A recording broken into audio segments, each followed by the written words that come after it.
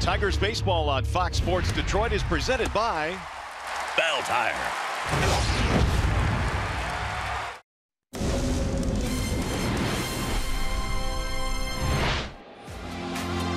Well, tempers boiled over when the Tigers and the Yankees last met here at Comerica Park in August. Punches were thrown, beanballs ensued. It got ugly here at the ballpark, but calmer heads finally prevailed. We'll see if there's any carryover here this afternoon. Great day for baseball. Welcome inside Comerica Park. Doubleheader action today. Game 1 featuring the Tigers and the New York Yankees.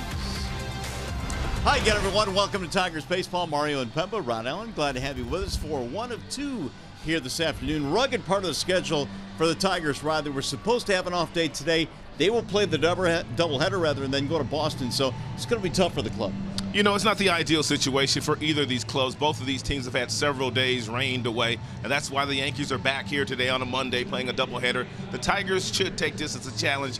I look forward to watching them go out and play against one of the better teams in baseball today. And one of the better pitchers as well. That'll be Luis Severino. He'll take the mound today for the Yankees. He's been awfully good this year. Well, he's got wipeout stuff, and not only has he been good this year, he was good last year as well. This guy's emerging as one of your better right-handed starters in the game of baseball. His fastball, it will range anywhere from 94 all the way up to 99 miles an hour. You take a look at his numbers over his last 6 starts. It looks like you can't beat him, but the Tigers, they can't beat him. They've seen some other really good pitchers this year, and they've held their own. Shohei Ohtani comes to mind. But when you start talking about the Tigers from an offensive standpoint, Iglesias is the guy that comes to mind for me. He's been banging. As a matter of fact, he banged the entire month of May. He banged yesterday as we started the calendar in June. A doubles machine lately is Jose Iglesias, and not only offensively but defensively, he's playing right now for me better than he's ever played at that shortstop position. Not only is he making all the acrobatic plays, he's making all the routine plays as well. So it appears that Iglesias is in a really good spot right now. And not only are they going to need Iglesias today to step up and perform well, but some of the other Tigers are going to have to bang as well with that bat if they're going to beat Severino. All right, full day of baseball coming up. Game 1, and there's doubleheader just minutes away. After a short break, we'll go to the Coliseum Studios, check in with Matt Shepard. Coming up here this afternoon, Tigers have to find a way to slow down a new set of Bronx Bombers. Tigers-Yanks, Game 1 of 2, next.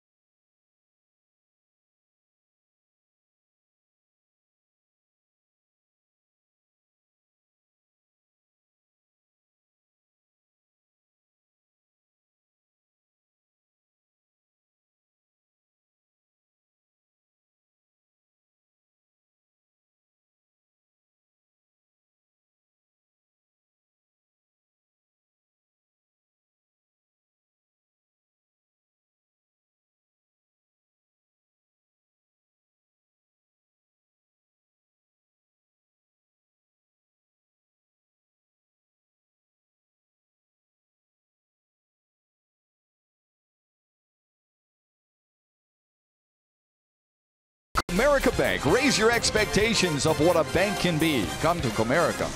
And by Chrysler. Hurry in for a great deal at the Chrysler Incredible Sales Event. Gorgeous day on this Monday afternoon. Let's play two. That's what Ernie Banks used to say, right? The first of a double dip between the Tigers and the Yankees. Welcome to the Coliseum studio. Tigers will play their 5th doubleheader of the season already here today. That, folks, is the most they've played since 2010, and what a Yankees lineup they must face. 90 bombs already by New York. They are on pace to set a single-season franchise record. That'll tell you something, but Detroit's been really, really good so far on the homestand. 7-3 on this 12-game homestand. Detroit and New York, they're next, and so is Mario and Rod here from Comerica Park. Enjoy.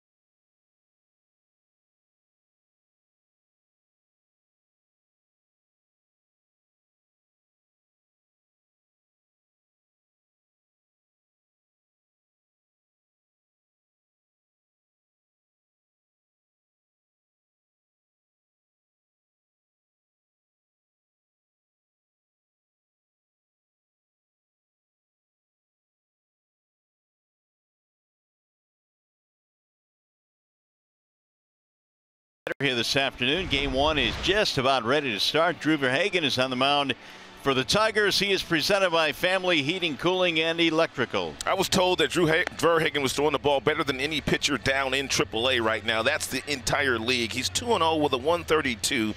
Take a look at the strikeouts, 41, just 8 balls. He's got that fastball, that two-seaming fastball, 93 to 95. He's got the really good curveball. He's now incorporated his changeup and his slider back into his repertoire because he's a starter. So I'm looking forward to him going out there pitching this afternoon against a good offensive team. Here's the starting lineup that he will face, presented by your Metro Detroit Chevy dealers. For the Yankees here this afternoon, it's Hicks, Judge, and Bird.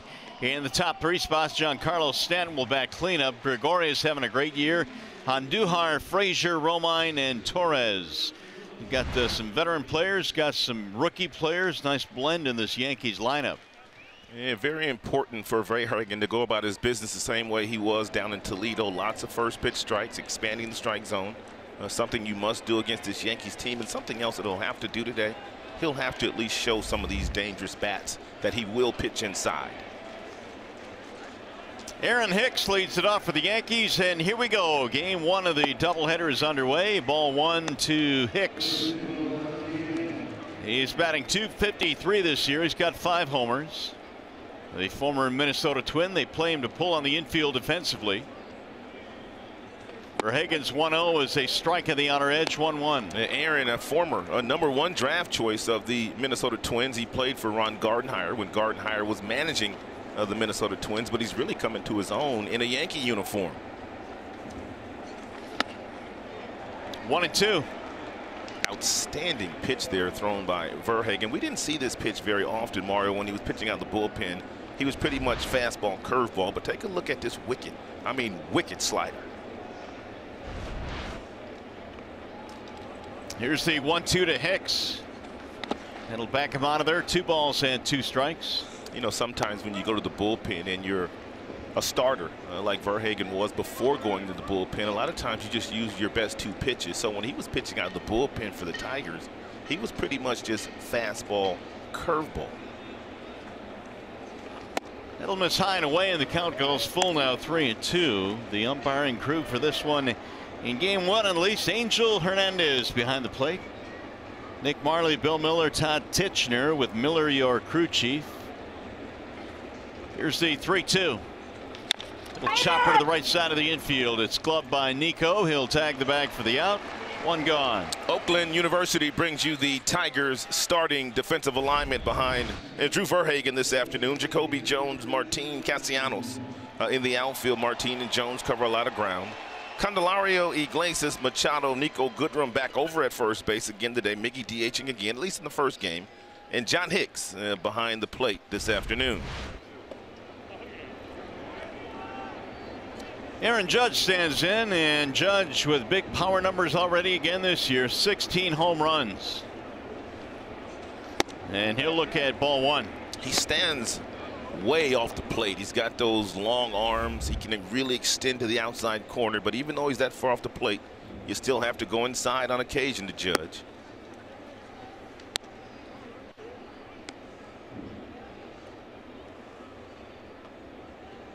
Judge has hit safely in his last 4. And he'll look at a strike in the inside part of the plate. 2-1. Really, overall, the Yankees team, the last 4 games, up and down the lineup, they've been getting a lot of production, and not only from the veterans but also from the babies. And Torres and Andujar also playing very well for them offensively. High strike on Judge, and the count levels now. 2 balls and 2 strikes. The Yankees certainly getting the most out of Aaron Judge this year. He has played in every game so far this season for first-year skipper Aaron Boone. Checked it. Did he go? Yes, he went around. Strike 3 call. Judge is out of there. 2 gone. Pretty close. So far, Verhagen doing a nice job of mixing in all of his pitches. Here's that 12-6 curveball. He stands 6 feet 5 inches, and then you add the wingspan. He's throwing that ball straight over the top, and it's a tough look for a right-hand batter.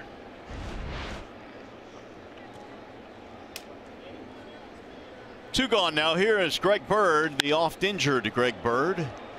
Really good left-handed bat. He has settled into the 3 spot in their lineup, batting .231. They just can't keep him healthy. I mean, this guy's had a number of different injuries the last number of years for the Yankees.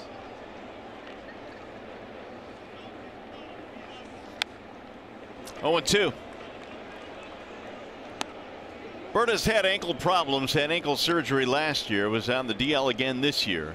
Different alignment here. How about Candelario? He's over on the right side of the infield. Usually Candy stays home on the left side. Iglesias moves over. I guess Iglesias playing so well right now defensively. He can cover the entire left side of the infield with those plays he's been making lately. Iglesias put on a show in that series against the Blue Jays. 0-2 on Greg Bird. Popped up. Shallow right field. It's going to be Machado, and it's going to be a 1-2-3 inning for Drew Verhagen.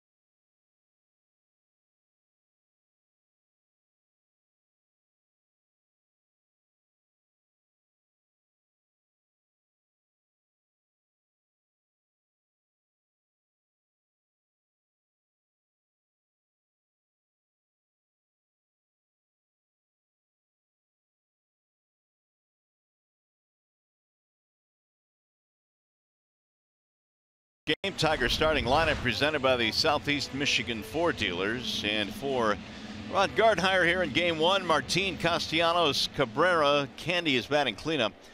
Goodrum at first, followed by Hicks and Jones, and your bottom two, Iglesias and Machado here today, facing Luis Severino, presented by MGM Grand Detroit. And for the Tigers, from an offensive standpoint, they have to be short and quick with their swings. Severino's got a big fastball. It tops out at 99. If you get him early, you won't have to hit that slider, which is a devastating pitch for the Yankee ace.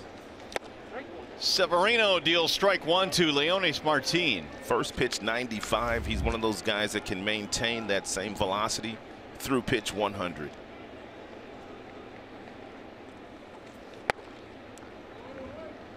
Martin hit his 7th home run of the season yesterday in the loss to the Blue Jays. Tigers, though, won 2 out of 3 in that series, 3 out of 4 from the Halos. It's been a good homestand regardless of yesterday's results. Tigers have won 7 of 10 on this homestand so far. Never out of any game here at home. They play a really good baseball at Comerica Park.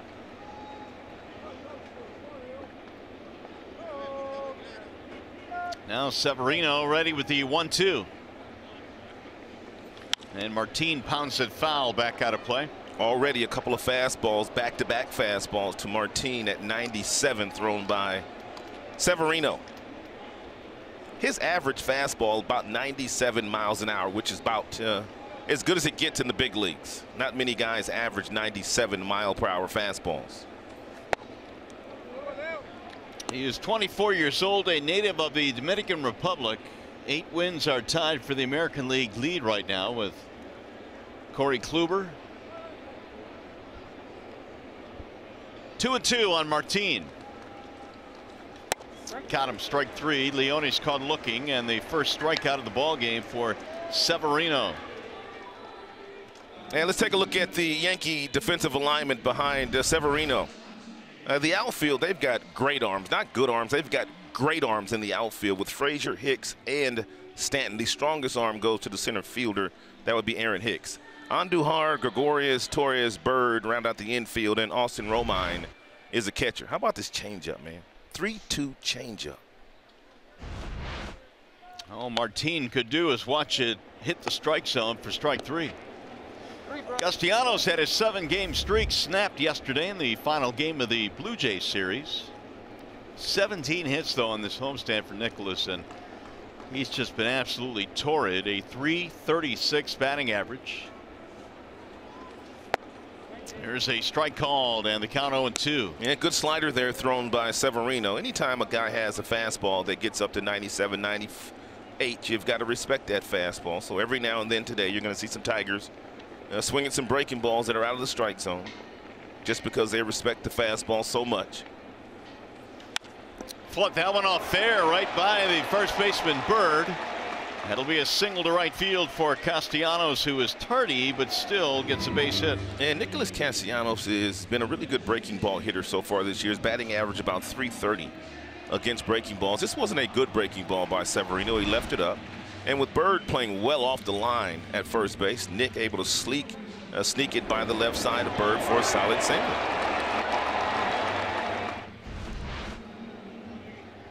That'll bring up Miguel Cabrera.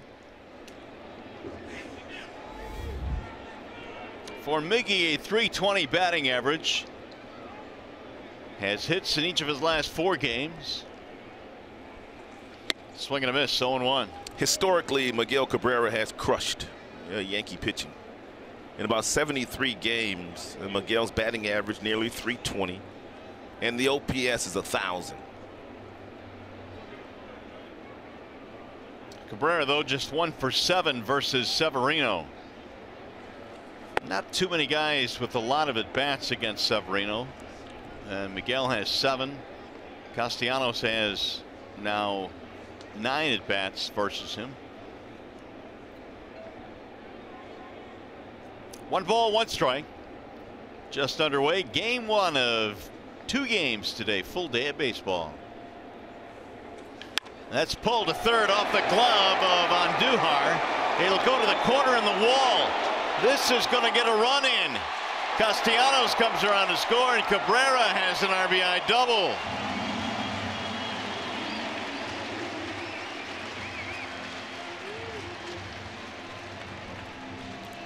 Yeah, that's back-to-back base hits for the Tigers on breaking pitches. Actually, that's a changeup. Nicholas Castellanos, he hit a slider. Miggy, he hit a changeup right past the rookie Andujar.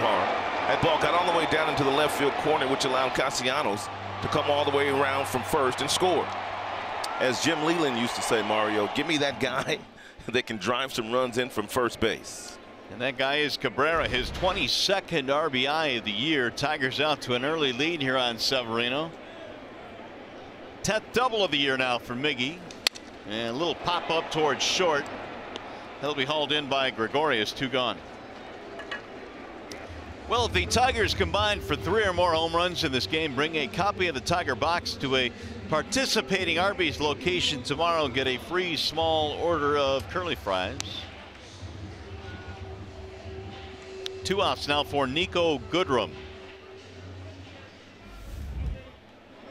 Nico with 5 homers this year, batting .246. And they've got him stationed at first base today with Cabrera DHing.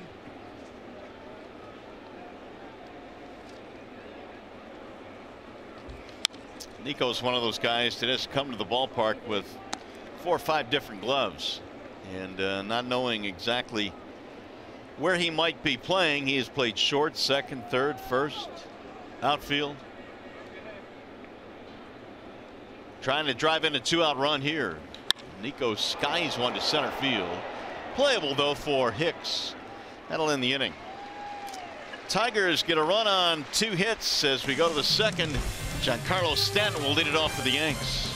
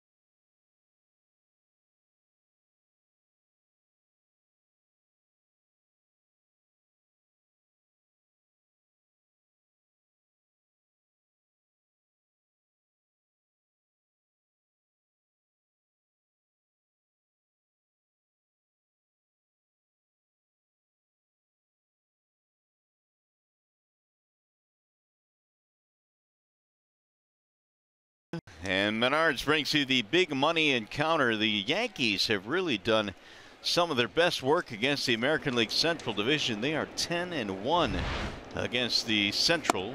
I'll say so. Verhagen goes back to work and faces Giancarlo Stanton to lead things off.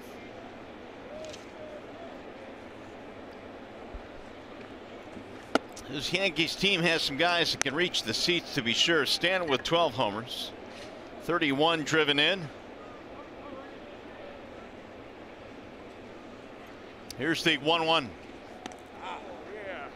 One thing we have noticed right over the years, though, with teams that have as much power as the Yankees do and guys that hit the long ball, they can be susceptible for these guys going into, slumps every couple of weeks or so. Oh, for sure. And lots of strikeouts, too. It kind of goes hand in hand these days. Lots of power, lots of strikeouts. Slice to right field. It is a foul ball. Just foul. Stanton is a guy that you probably should go up with your fastball to get swings and misses. When you go down in the strike zone, he is very dangerous. All he has to do is drop the bat head into the strike zone. But when we saw them earlier this year, he was kind of struggling with fastballs up in the zone. We'll see if they try to throw at least one fastball up there to see if he'll chase it. Nope, they're going breaking ball. High fly ball right field. Castellanos started back. Now he comes in to make the catch. 4 straight retired by Verhagen. Stay tuned to Tigers Live following the game. Well, we will select our Tigers player of the game, and it's brought to you by McDonald's. With one out, here is Didi Gregorius. And down in the minors, and when Drew first went down, first of all, a lot of people didn't even think that he would pass waivers after the Tigers DFA'd him. They were surprised that some other team didn't take him. I was kind of surprised too, Mario, but when he went down there, he just gained more confidence. A lot of guys do that in the minors. The fastball's firm, 93, 95, with movement, and he has been throwing a lot of strikes. Well, Drew had an issue with throwing strikes in his first go-round this year on the major league level, and Ron Gardenhire told him when they designated him that, hey, look, we love you, but you got to get some things straightened out. Yeah, Jeff Pico, the AAA pitching coach down there, really straightened him out. His walks were down in Toledo. Was DFA'd in April and cleared waivers, as Rod mentioned, which was somewhat surprising. They will not be able to DFA him again and him get through waivers. That much I do know. Johnny Barbado was optioned to Toledo to make room for Verhagen. That's up and in, and now the count goes 3-1 on Didi Gregorius. And be careful here if you decide to throw Didi a fastball. And Didi does have 11 homers. He's got good pop in his bat. Walked him. That'll be a one-out walk for Gregorius, their first base runner. Hey, from now until 11:59 p.m. tomorrow night, purchase any June through August University Days tickets package for as little as $29. It is courtesy of Fox Sports Detroit. All packages include a mezzanine ticket, FSD University Days themed hat, and a $5 donation. For more information, go to tigers.com/summerbreak. Now here is Miguel Andujar, one of the fine rookies they have utilized in their starting lineup this year. Andujar, .294 average with some pop. Yeah, nice little get me over breaking ball there thrown by Verhagen to get ahead of Andujar. Strike called in the outside corner. 0-2 is Andujar with a little bit of a crooked look for Angel Hernandez. I'm sure there'll be quite a few crooked looks today for Angel Hernandez. It's going to be a crooked day. That's what history tells us. Yes, indeed.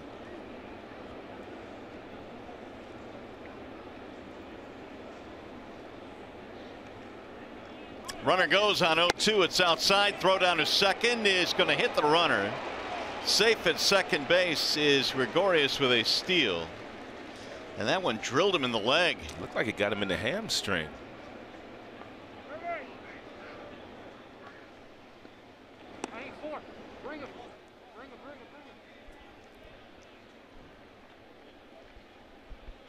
good jump here by Didi Gregorius, and Hicks had to rush the throw. And when you have to rush the throw, a lot of times it tails on the right side of the infield toward the second baseman. That would hit him right in the hamstring and didn't bounce far enough for him to advance.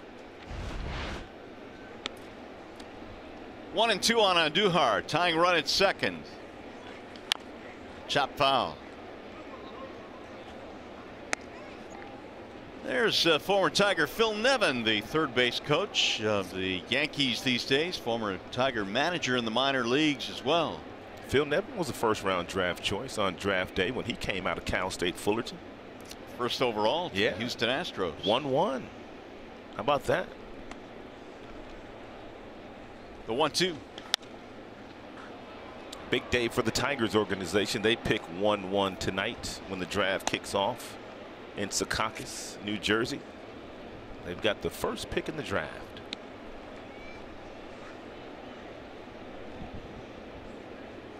The Major League Baseball draft, the amateur draft, gaining more and more popularity now as you know, the NBA drafts, the NFL drafts have always been a little bit more popular, I think. We're catching up. Catching up is right. Will be televised tonight. Little chopper up the middle, and Iglesias spinning play. He'll throw to first in time. Another outstanding play by Jose. 2 gone.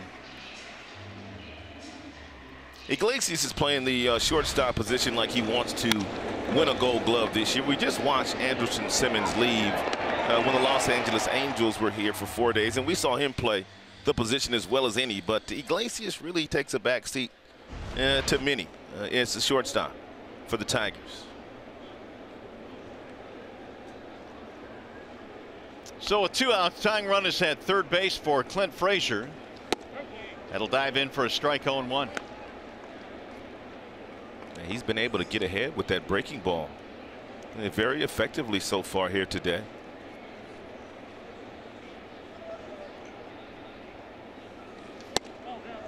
Frazier was called up as the 26th man for the Yankees today. He's, speaking of draft picks, was a high draft choice himself a couple of years ago by the Cleveland Indians. He was 5th overall. He is stuck in the minor leagues. I mean, this guy is big league ready. He can be playing for a lot of teams in the major leagues right now, but there's no room for him on this very talented Yankees team. Last year, he was an integral part of their success as a very good outfielder. They've got Gardner now. They've got Stanton. They've got Judge. They've got Hicks. There's really no room for him to play. Pretty loaded at the major league level for the Yankees. Frazier biding his time right now. He did have concussion issues earlier this year. Did he go? Yes, struck him out, and Verhagen pitches around the walk and the steal. Second strikeout of the game for Drew.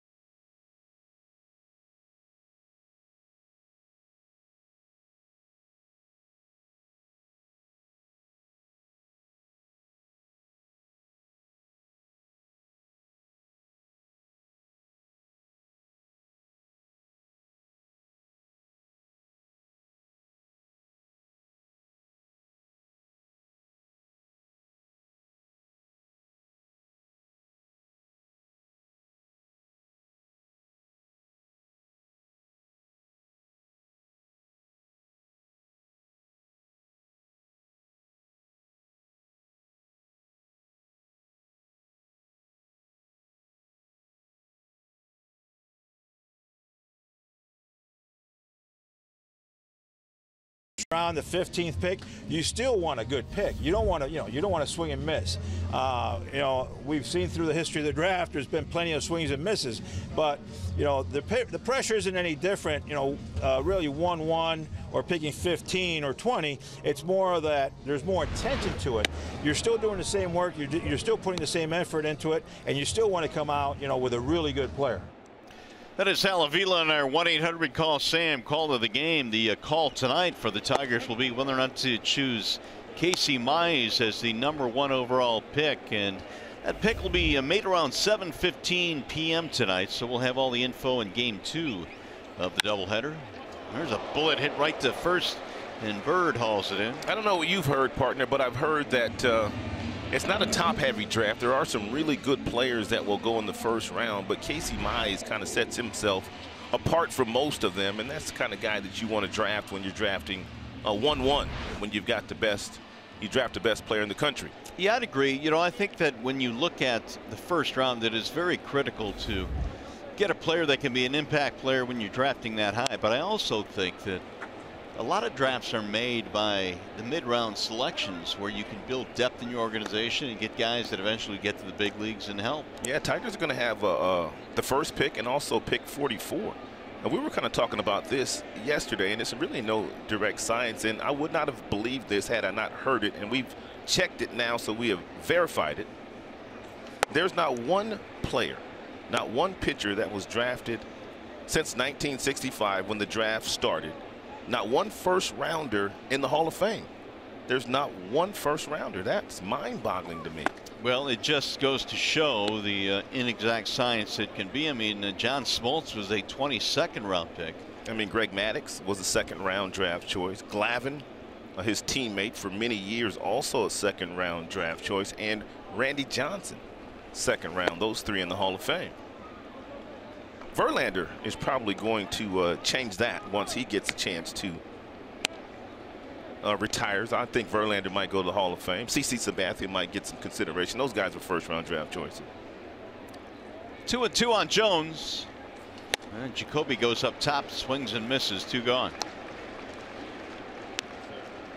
Well, here's why they believe Casey Mize is the pick. I mean, the guys, they say is big league ready right now for a team that wasn't concerned with rebuilding. They might just run him to the big leagues. A team that was on the fast track to winning 10-5 this year with a 2.95. He's got a fastball that gets up in the upper 90s. He's got a split changeup, which is a legitimate swing and miss pitch, and he's dominated college baseball.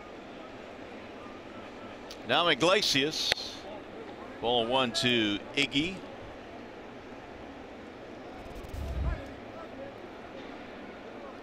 .260 now for Iglesias after spending much of April in the low 200s and below. He really came on in the month of May, and now Iglesias sporting a 6-game hitting streak. And Jose has been barreling the baseball up as well as anybody in the team, really, other than Castellanos, and that's just a little message there, just not to get so comfortable. I know you've been hot, Mr. Iglesias.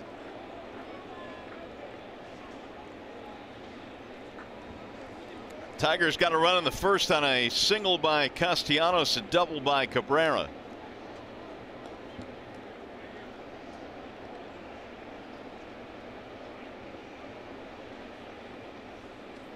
Ooh. Man. We said at the same time. You know it's nasty. And that's after getting a 97-mile-per-hour fastball up around your neck. Here's the heater again at 97, fouled away. Severino has pretty much established himself now as the ace of the Yankees. Pull on the ground to third and gobbled up there by Andujar. That'll be a 1-2-3 inning for Luis Severino. Well, 2004 was a special day for a youthful looking Justin Verlander, who went first to the Tigers.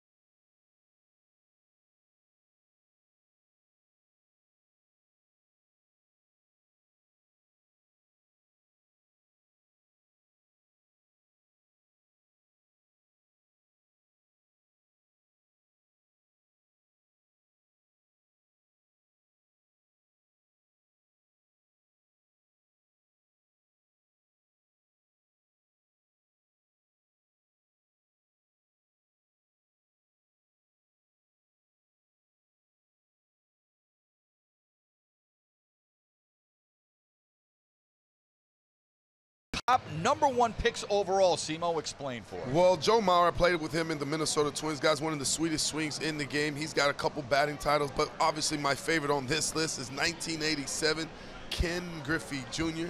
And I also will say this, Chipper Jones, one of the best switch hitters in the game, well, to play the game. I can't believe Jeff Burrows wasn't on that list. Rod and Mario, you guys had mentioned Casey. You guys had mentioned Casey Mize earlier. This year, 151 punch-outs, 12 walks. I like that ratio, don't you? How about Jeff Burrows? Yeah, he dropped to Jeff Burrows on us. But you know what, though? He wasn't even drafted out of high school, Casey Mize, which is odd because you don't usually get guys go 1-1 that weren't even drafted out of high school. You know who the last guy that happened to was also a pretty good pitcher in Strasburg. Steven Strasburg. Not drafted out of high school. I'm surprised he wasn't on Simo's list, too, though. Yeah, good player. Strike called on Romine, who's been hot for the Yankees. I guess they only give you 5, though. Well, there's only so much room. Yeah, that's right. 2-2. 1-0. Tigers have the lead here in the third. Romine, Torres, and then Hicks. Fouled away. Romine has been swinging a real hot stick for the Yankees this year. He's backing up Gary Sanchez. He's a good defender, but offensively this year, he has taken some huge steps forward. He's batting .375 with 3 homers, and he's driven in 16. Not necessarily known for his offense. 10-game streak right now for Anders' brother Austin Romine, who was smack dab in the middle of the melee last August, went toe-to-toe with Cabrera. They were exchanging blows, and Miggy landed most of them. That is sliced to right field. It is going to go foul. Ooh, that thing had some giddy up behind it and just went foul.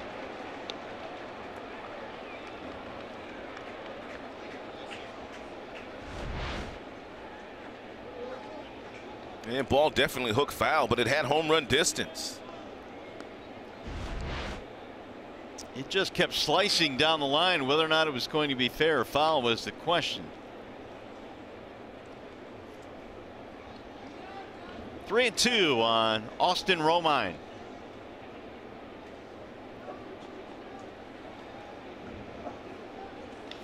Ground ball to short, and Iglesias has it there. Romine is out, 1 gone. Well, if you can't catch the games on TV, you can stream them live on your mobile device. Fox Sports Go. Download the app and take Fox Sports Detroit with you wherever you go. And Tigers baseball as well. It's brought to you by Miller Lite. Now, Gleyber Torres. He is batting .317, and he's got 9 home runs this year. He started the season in the minors. So many times we had heard the name Gleyber Torres. Gleyber Torres. When is this guy going to get to the big leagues? Well, he's here now, and he's showing why. One of the top prospects in the game. The Yankees got him from the Cubs in the Aroldis Chapman deal a couple of years ago. The 2-0. Outstanding breaking ball there thrown by Verhagen in the 2-0 count. As a matter of fact, he's had a lot of confidence in that curveball already here this afternoon. Spins another one up there and missed. He's going to have to give Torres the fastball now.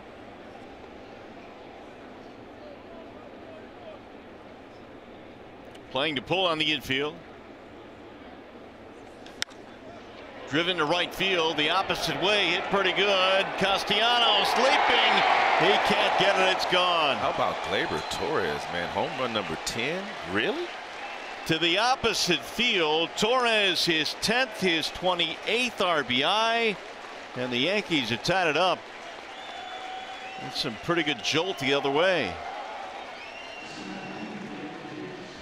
Well, it counts 3-1, so he had to come back with a fastball, and it was a 2-seamer at 95 right at the bottom of the strike zone, and Gleyber Torres went down to get it. He kept his hands inside of it, and he hit that ball in the first row of the right field seats. Pretty nice approach there by the youngster. Here is Aaron Hicks.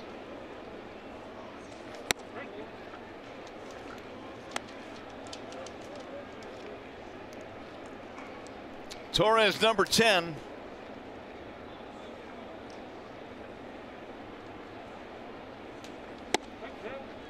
And now quickly 0-2 on Hicks. Well, it's a Yankees team now that has hit 91 home runs. They lead the American League at homers. The 0-2. Tigers are adjusted their shift after the second strike was called. Iglesias went over to the other side of the bag, which has opened up the hole up the middle a bit. Here's the 1-2. Shot to first base, knocked out by Nico. It'll go to second. Verhagen covers for the out. Nice teamwork there. Well, if you're Verhagen, you know you've got one job, and that's any ball hit to the right side of the infield. You got to get over there just in case your first baseman mishandles it, and it's mishandled by Nico. But there was Machado standing patiently. He grabbed it and simply flipped it to the pitcher who was on the mound, and they got the out. Not conventional, but it works. 3-4-1 on that put out. Here is Aaron Judge.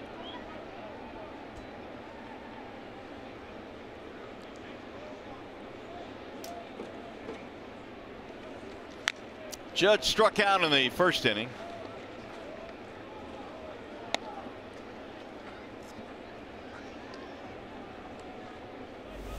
Aaron Judge recently hit a home run against the Boston Red Sox. The exit velocity was listed at 117 miles an hour, which is the hardest hit ball this year. Big, strong, powerful bat for the Yankees.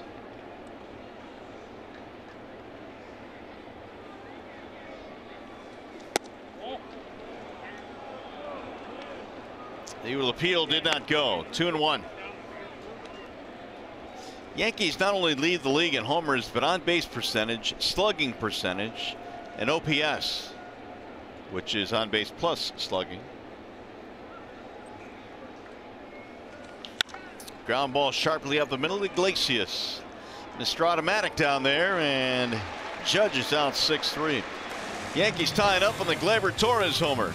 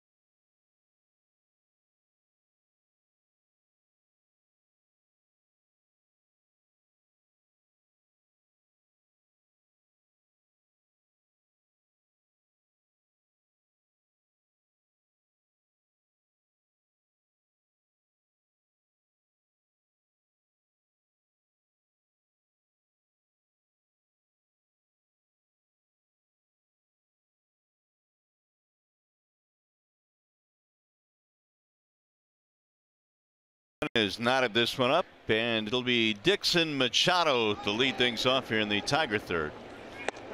Severino dealing a 97-mile-an-hour fastball. Machado, 5 hits on the homestand, swings right through it. 0-2.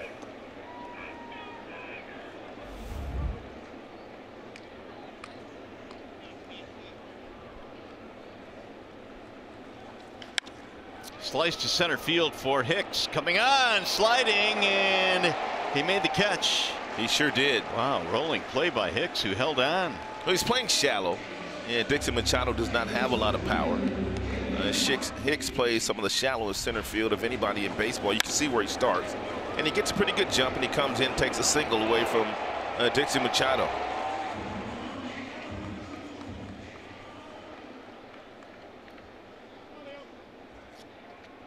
After watching him in Minnesota, and we watched him struggle for a few years there, Mario, did you think Hicks would turn into the player that he's turned into? No.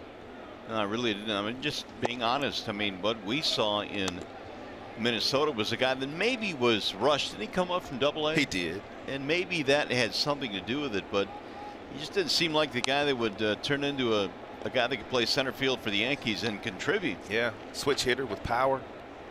He's got one of the best arms of any center fielder in baseball. He's got a 70 arm on a scale of 80. So that's almost the best that you can have if you're being graded out by a professional scout. A 70 arm with 70 accuracy. I did not realize he had a 70 arm. Oh, he does. He threw a ball last year from center field 100 miles an hour when it left his hand. They can measure anything these days. Yes, they can. 1-2 on Martin. Leone struck out of the first, playing him to pull. 2-2. This guy right here's got a pretty good arm too. He's got a 60-65 arm from center field. Martin. Swing and a miss, and Leonis has struck out twice in this game.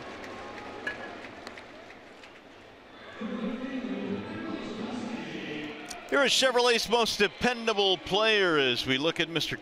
Castellanos strolling in this season in the major leagues. Here are some of his ranks, and they're pretty good, as you might expect. 77 hits now for Nicholas, which is good for 4th in MLB. Bunch of 3-hit games.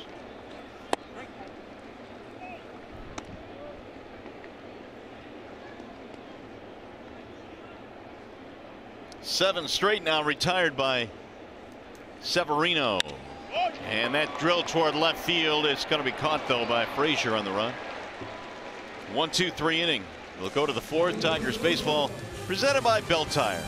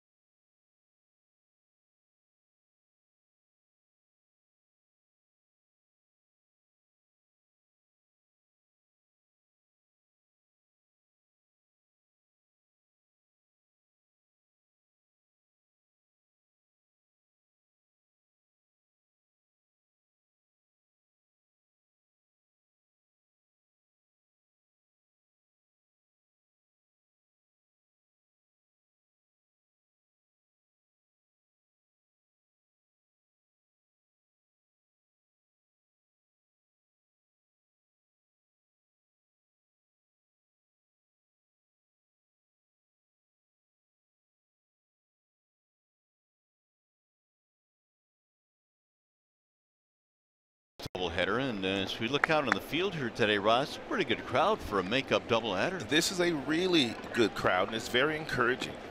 Tiger fans have really gotten behind this team. They have really enjoyed watching how this team has competed every day. They have won 7 of 10 so far in the homestand, so they're playing really good baseball. That last one got away from Verhagen, who slowly climbs back on top of the mound. Greg Bird leads it off for the Yanks. Bird, Stanton, Gregorius. 1 ball, 1 strike. The only blemish so far for Verhagen was the home run by Gleyber Torres. And one of the few batters that he has fallen behind today. For the most part, Verhagen has been working ahead in the count.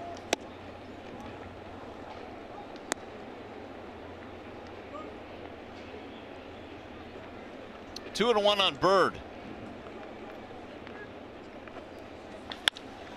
High towering fly ball to right field. Castellanos going back to the track, to the wall, and gone.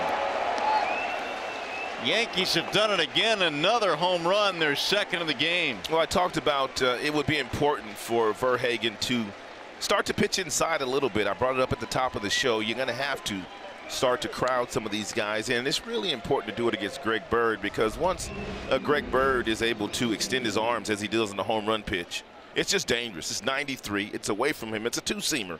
But he's able to go out there and grab it, and with that uppercut swing, loft it out of the ballpark for a solo shot.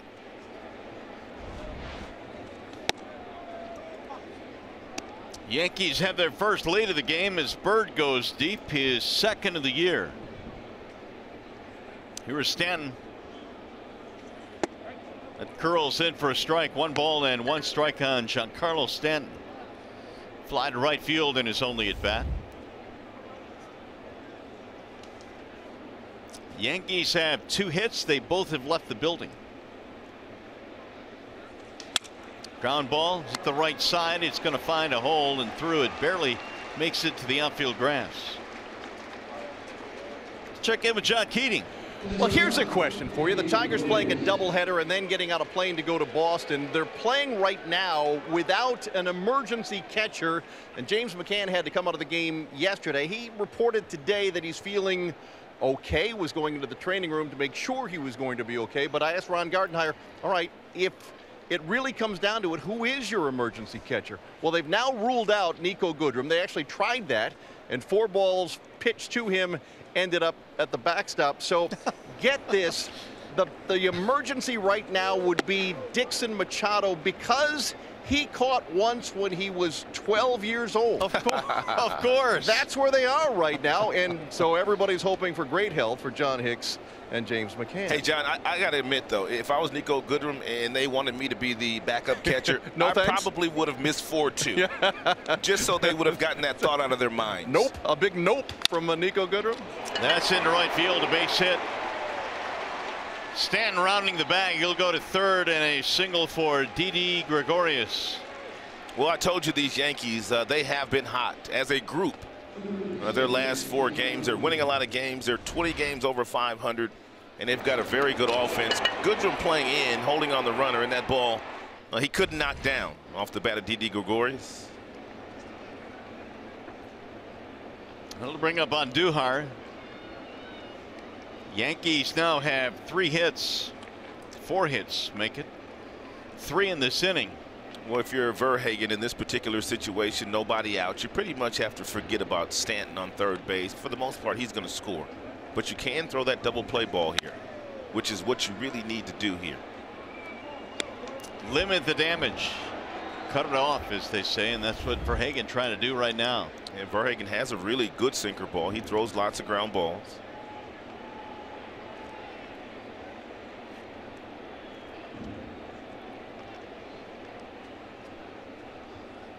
Not only is it a great crowd here today, partner, but it's a gorgeous day for a baseball game.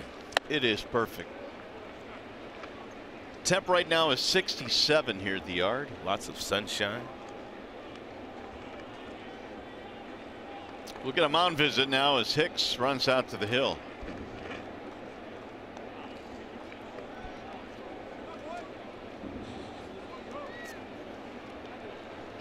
Mario and Rod, glad to have you with us today. John Keating is around about the ballpark this afternoon.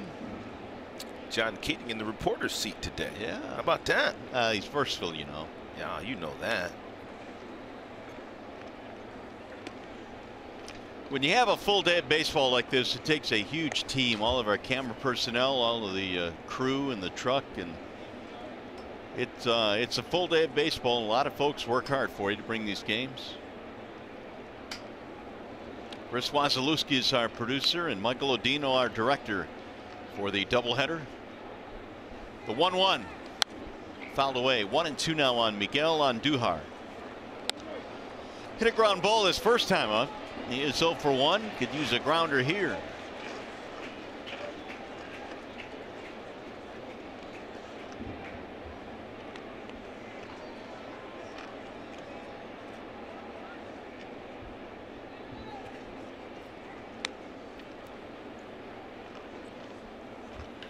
Line to center field, a base hit. That'll get a run in. Stanton scores from third. RBI single for Andujar. 3-1 Yankees. 4 straight hits here in the fourth. And pretty good patient at bat here by the youngster Andujar. It's a breaking ball that's out on the outside part of the plate, but he stays with it. His swing doesn't get big. And he's just trying to hit a line drive, and he gets rewarded with an RBI and a base hit.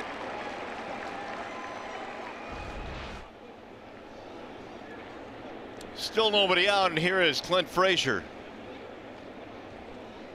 3-1 ball game. Frazier struck out on a check swing in his first at bat. It'll chopper to third base, foul. It appears to me that Verhagen has gotten into a little bit of a pattern, and the Yankees have picked it up. He's already thrown several first pitch breaking balls. There was Frazier sitting on one right there, but he fouled it off. And several of the hits that the Yankees have gotten today have been on off-speed pitches. Here's the usage: 25% with the slider, 19% with the curveball, and 56% with his fastball. His fastball's got some good late life on it.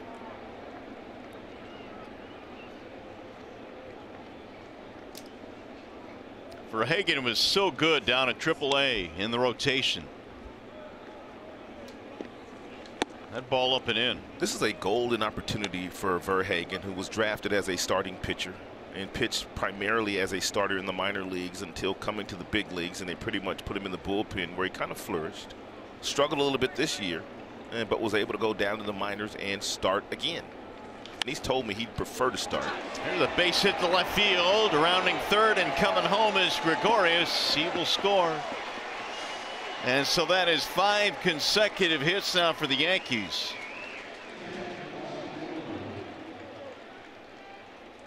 Well, the ball was down in the strike zone. He wanted the ground ball. He did get the ground ball off the bat of Frazier, but it was between Candelario and Iglesias. And Gregorius with a pretty good jump off of second base, able to score without a play. That'll bring Chris Pasio out to the mound. Well, join the Tigers on Sunday, June 10th, when they face the Indians at 1:10. Arrive early for a special pregame on-field ceremony to present former Tiger Torrey Hunter with the Detroit Tigers Willie Horton African American Legacy Award. It'll be a special day here at the ballpark. If you'd like tickets, go to Tigers.com and be on hand as we honor Torrey Hunter. That'll be a fun day. Always a fun day when Torrey's in the building. That'll bring up Romine now, Austin Romine. Nobody out. Nobody out. Still looking for that ground ball. Romine grounded 6-3 his only time. Ball 1. We're talking about Verhagen down at AAA. He struck out 41 in 27 in a third. Now I know it's a different animal down there, but still. He was dominant. I talked to a few people that told me he was the best pitcher down there during that period. This is in the minors in AAA, throwing the ball as well as anybody in AAA. What in your mind is the biggest difference between big league hitters and AAA hitters? Well, up here they make adjustments sooner than the minor league hitters do. And for instance, if you're throwing a lot of breaking balls, guess what? Second time through the batting order, there's going to be a couple of guys that sit on that breaking ball. Oh boy. This ball belted to left center field way back, and that ball is gone. It's a home run for Austin Romine, who continues to swing a hot stick. Goodness gracious. Romine. The Yankees have busted out here in the fourth. That is 6 straight hits.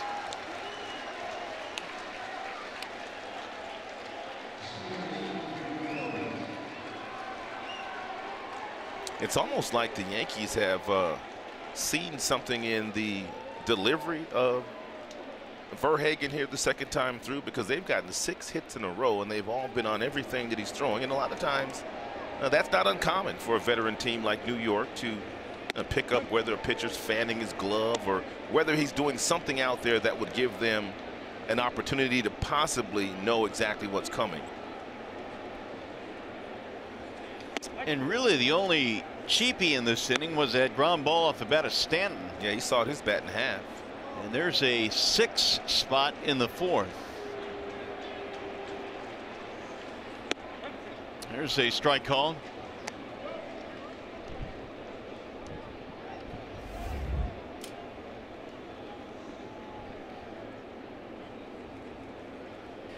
Here's the 1-2, swing and a foul. Well, the Tigers going to have to think about getting that bullpen going, and now they do. It'll be Sandy Baez.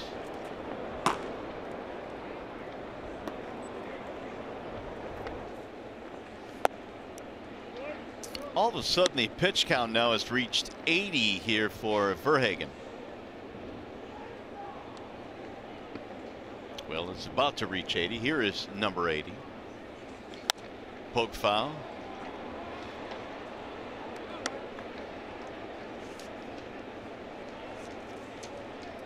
How about Gleyber Torres, who has 10 home runs since April 22nd, which, well, you could imagine it leads all rookies, and it leads a lot of guys that have been in the big leagues for a while.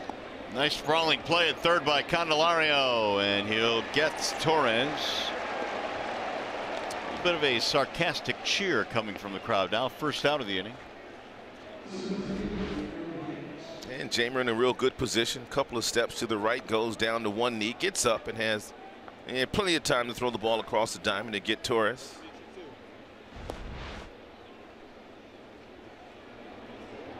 Aaron Hicks. 7-1. The Yankees have the lead. There's a strike called on Hicks, who didn't like it. I wonder what the difference is as to why Ron Gardenhire sometimes will take Candelario and put him right where Iglesias is, and sometimes he'll leave Iglesias right where Candelario is. I wonder what his reasoning is on who they decide to flip-flop the guys like this. Well, my only guess would be maybe if it's a more athletic, good runner at the plate, they would leave Iglesias on the left side, but Hicks can run. So that doesn't make sense. There's a high fly ball to right field. This ball hit well, but Castellanos circling back there and reaching to make the catch. These really are the Bronx Bombers. These boys come in here flexing their muscles. Man, everything they hit is in the air with some kind of authority. 2 away now for Judge. And really no let up in the lineup. I mean, when you got your number 9 hitter with 10 home runs since April 22nd, that's pretty special. Well, they've hit 3 home runs, but none of them by Judge or Stanton. They've had some other guys hit them, including Austin Romine, a 3-run shot in this inning.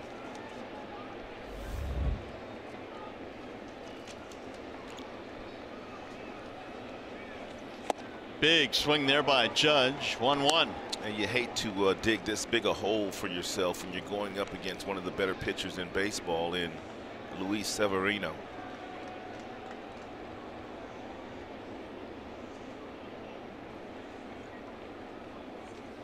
Well, that's true, but I will say this. The Rally Goose is well rested after taking last night off. Yeah. So Rally Goose still here? Still here. I see the Rally Goose down there. He ain't going nowhere. 31 pitch inning. There it is. Two and two now on Judge. 9 men to the plate in this inning.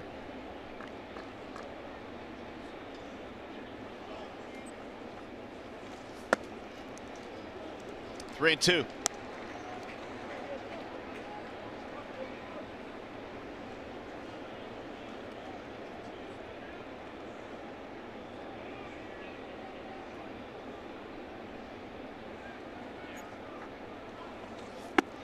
And he walked him.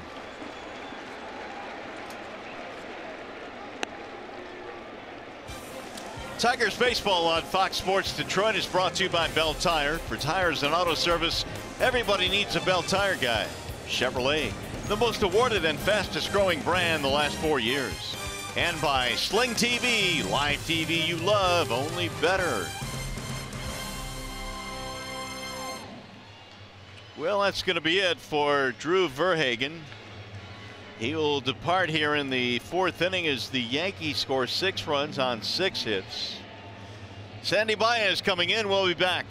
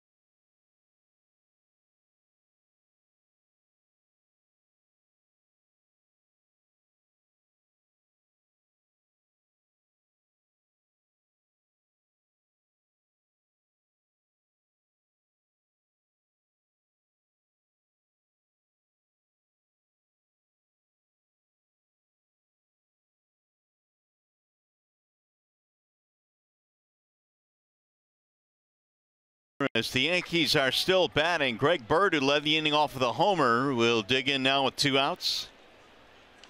And Sandy Baez is in now for the Tigers. And Sandy Baez making his major league debut. A good fastball, 93 to 95. Stands 6 feet 2 inches, 219 pounds. Just 24 years old is Sandy.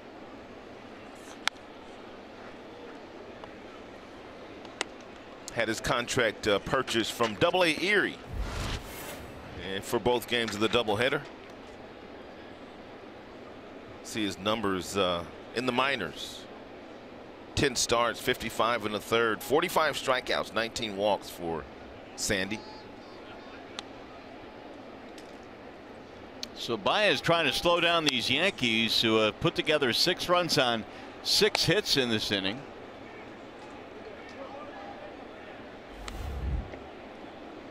Three home runs for the Yanks. They've got them from Torres, Bird, and Romine.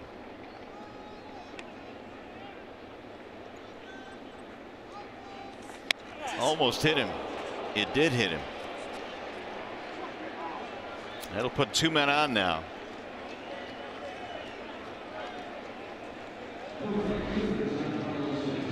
And Sandy coming inside with an 0-2 fastball.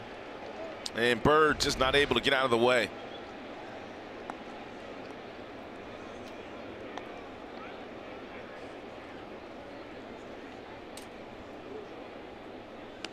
So that'll keep it going now for Giancarlo Stanton. And that ball is way high, 1-0.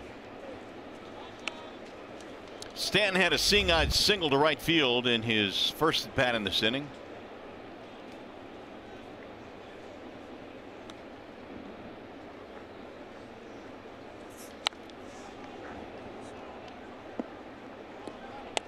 Sometimes you can hang a breaking ball to one of your more dangerous hitters in baseball and get away with it. And that's exactly what happened there. Hanging breaking ball that Stanton had a good swing at, but he fouled it straight back. Bounce again, low and away, 2-1. Baez at Erie this year was a starter, had a 0-4 record, but his ERA was 3.9. Last year, Lakeland and AA Erie.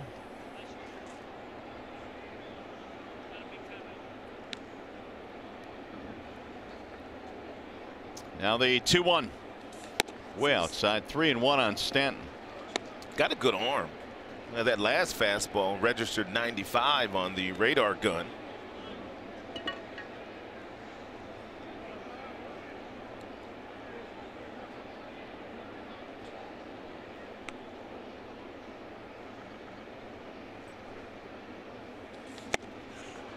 Threw it by him there. 3-2. Baez last year at AA was almost 12 strikeouts per 9. And that fastball can reach the upper 90s.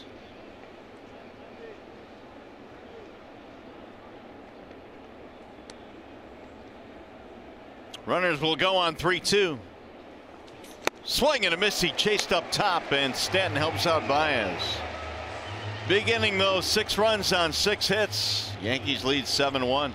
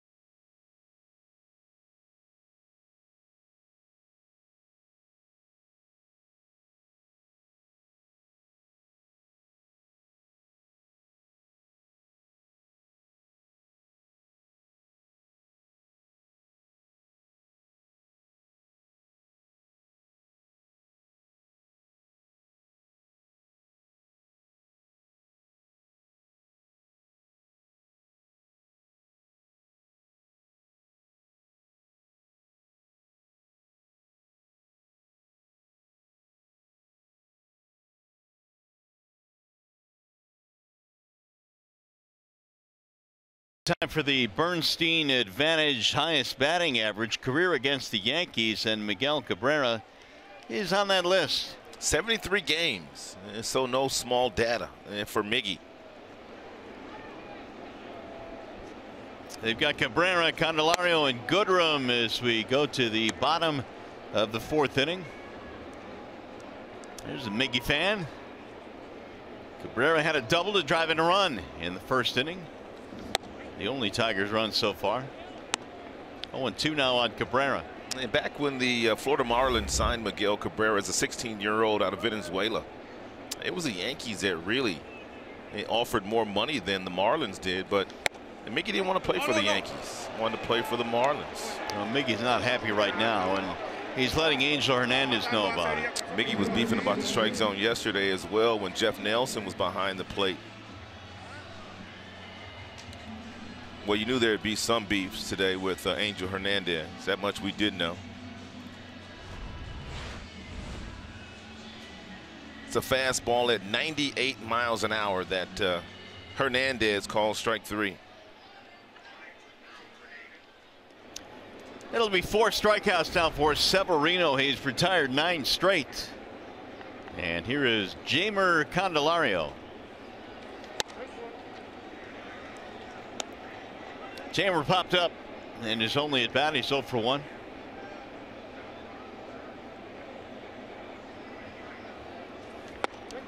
What is it, Rod? There's so much to like about Severino, but is there one thing that stands out on him for you? Well, his talent, Mario. First of all, his talent.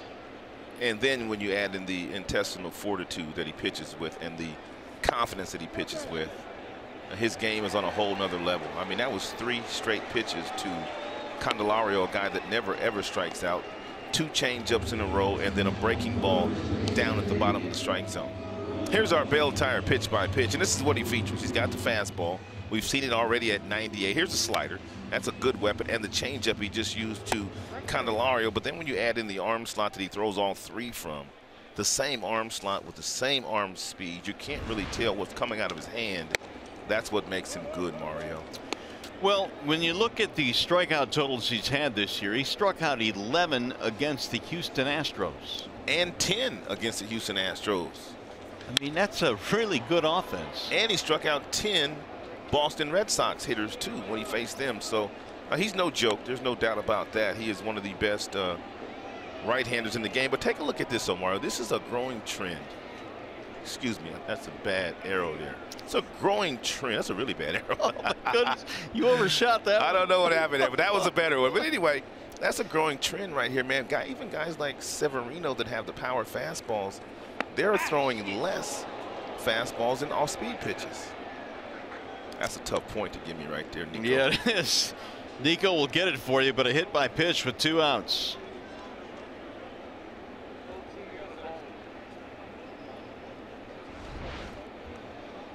It's a slider, and that hit him right off the front foot.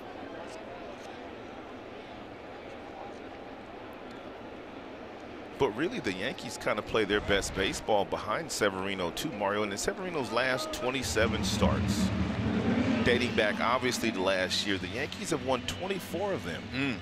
So 27 starts, his last 27. They've won 24 of those games. Well, this year they've only won or lost once behind him this year. That's it. 11-1 in his 12 starts. Hicks lines one to left field, base hit.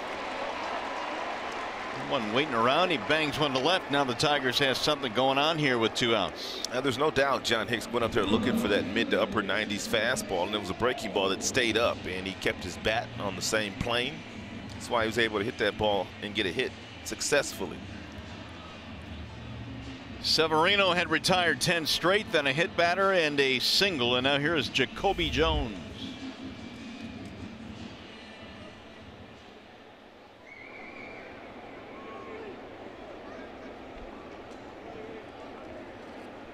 Jones fanned in the first inning versus Severino. Strike 1.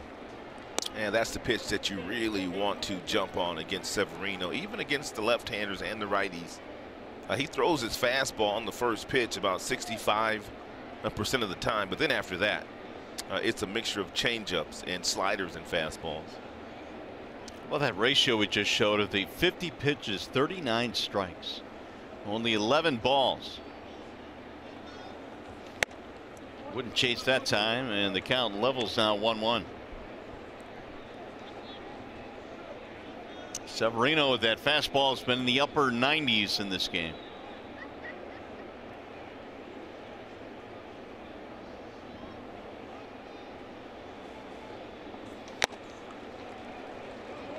One and two. Every fastball 97 miles an hour and above.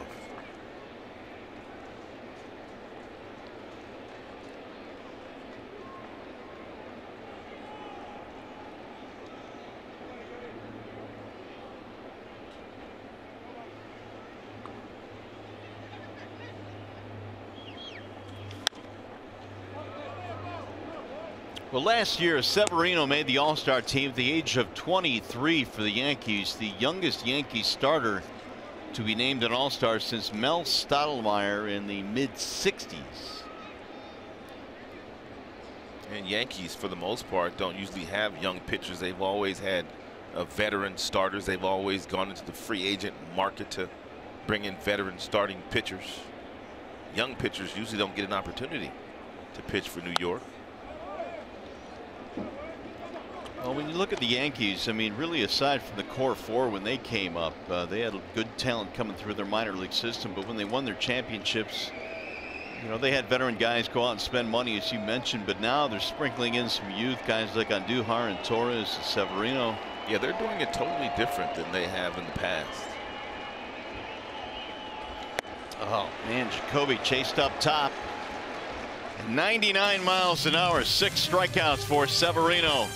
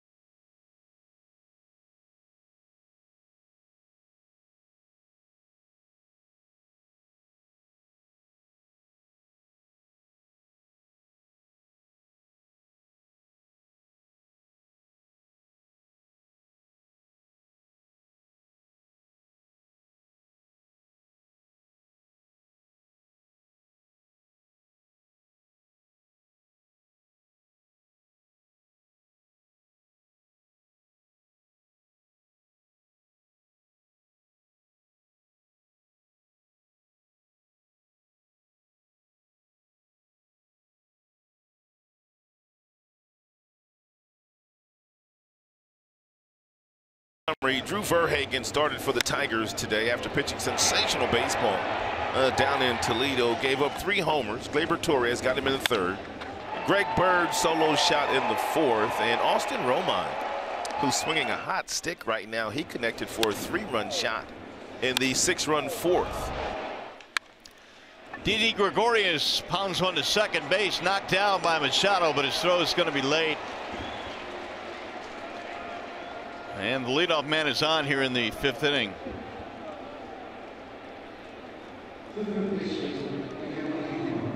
That'll be an error on the second baseman Machado. First error of the ball game for either ball club. Here is Miguel Andujar. Single, knocked in a run in the 6-run 4th, which right now is the difference in this contest. Sliced to right field and foul. Sandy Baez came out in the 4th inning and struck out Giancarlo Stanton. So regardless of what happens the rest of young Mr. Baez's career, his first big league strikeout will always be Giancarlo Stanton. It's one he'll remember.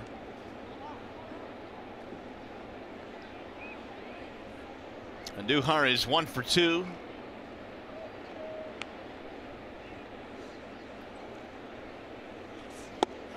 That's in for a strike. Going 2 now on the rookie third baseman.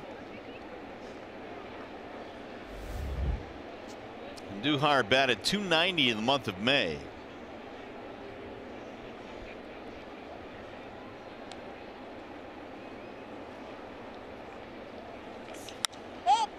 Got under that one and flies it to shallow center for Martin.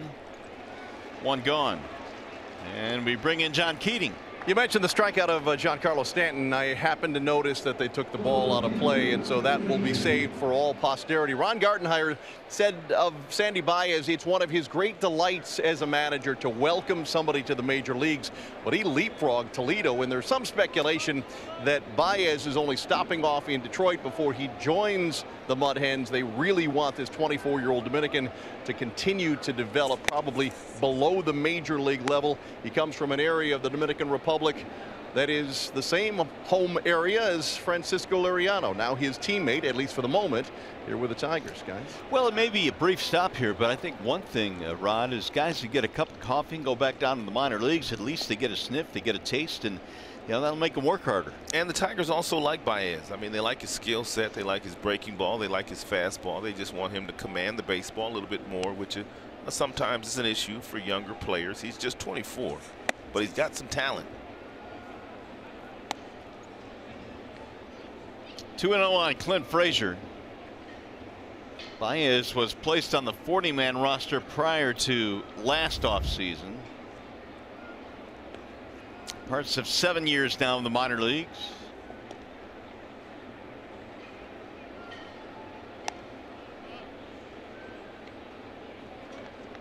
Drew Verhagen ended up throwing 91 pitches. He went 3 2/3, 7 hits and 7 runs. But Drew early on in this game, Rod, looked really good. He did. His fastball was good. It had some life on it at 92, 93. Started throwing some breaking balls on first pitches, and I thought maybe he possibly got too breaking ball happy. Yankees started sitting on a few of those pitches, and that's what good teams will do. If you get into some type of a pattern, they'll pick it up. But stuff-wise, there was nothing wrong with Verhagen's stuff. His stuff plays at this level.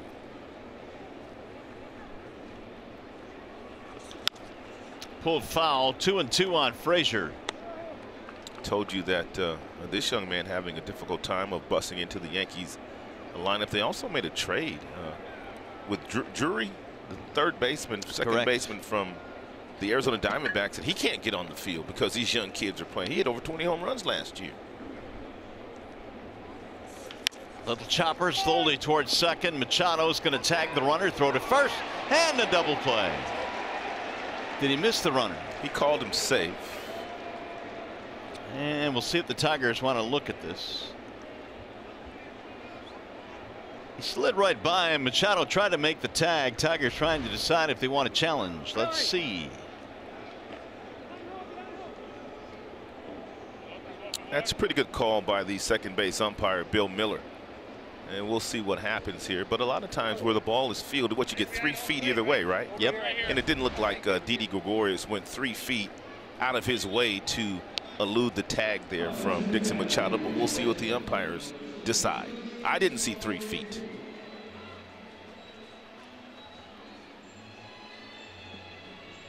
I don't know if Machado might have just caught his uniform top as he went by. So you think that's maybe that's what they're challenging? Yeah, there? well, I don't know. I wish they'd tell us. I wish on plays like that, for sure. So you know exactly what they're challenging. But I think that's probably what they're looking at. Tigers are walking up the field right now. Apparently they tagged him, they think. Before the call has been even made here. How about this? Yeah, this is what I think they're challenging right here. Did he get the jersey? Because I think you're right. He wasn't 3 feet outside the line here. Tigers are convinced that he's out. Yep. Signal has been made, so it is indeed a double play. It'll go 4-3 to end the inning. Let's go to the bottom of the 5th.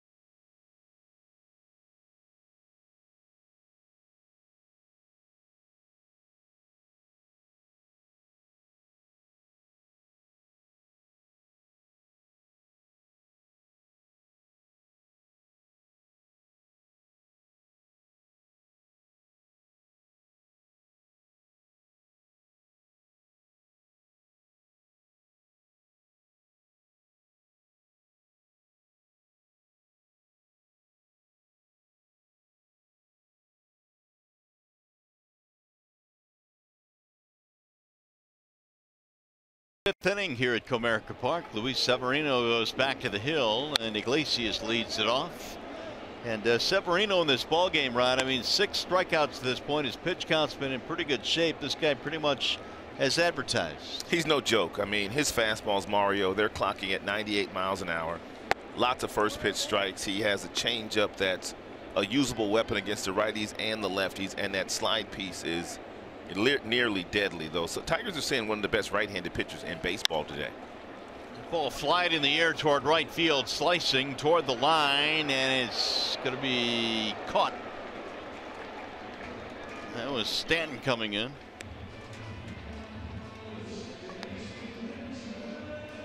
A little bit of a tricky play out there in right field. And Stanton getting a chance to play his regular position, the position that he played when he was with the Marlins. Of course, he plays left field here with Judge and playing right field on a nightly basis.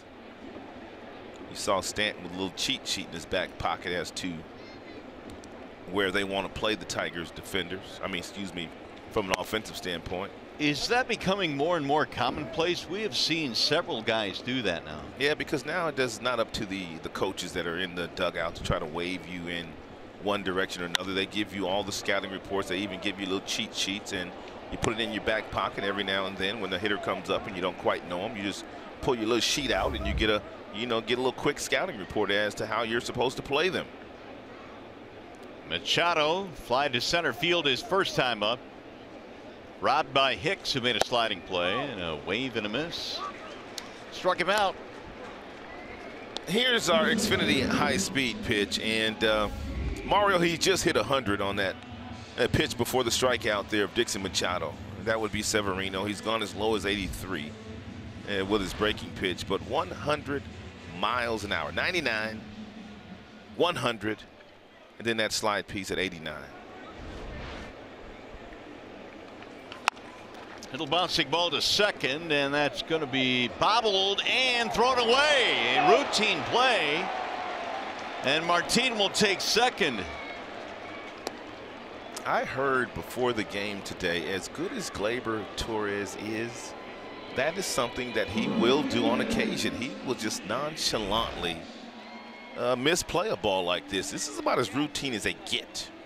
Routine as they get for a second baseman, but we've been told that a lot of his errors this year have come on balls just like this.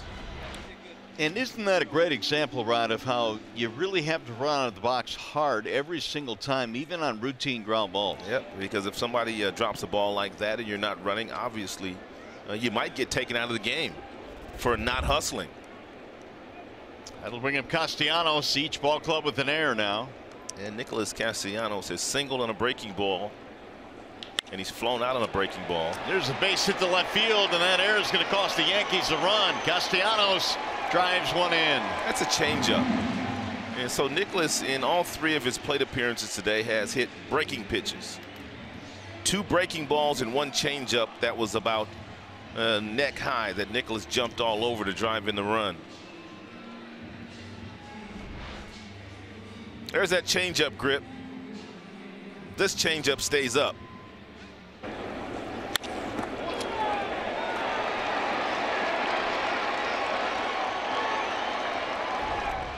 Now Cabrera. Miguel double and a strikeout, an RBI as well. 7-2 ball game.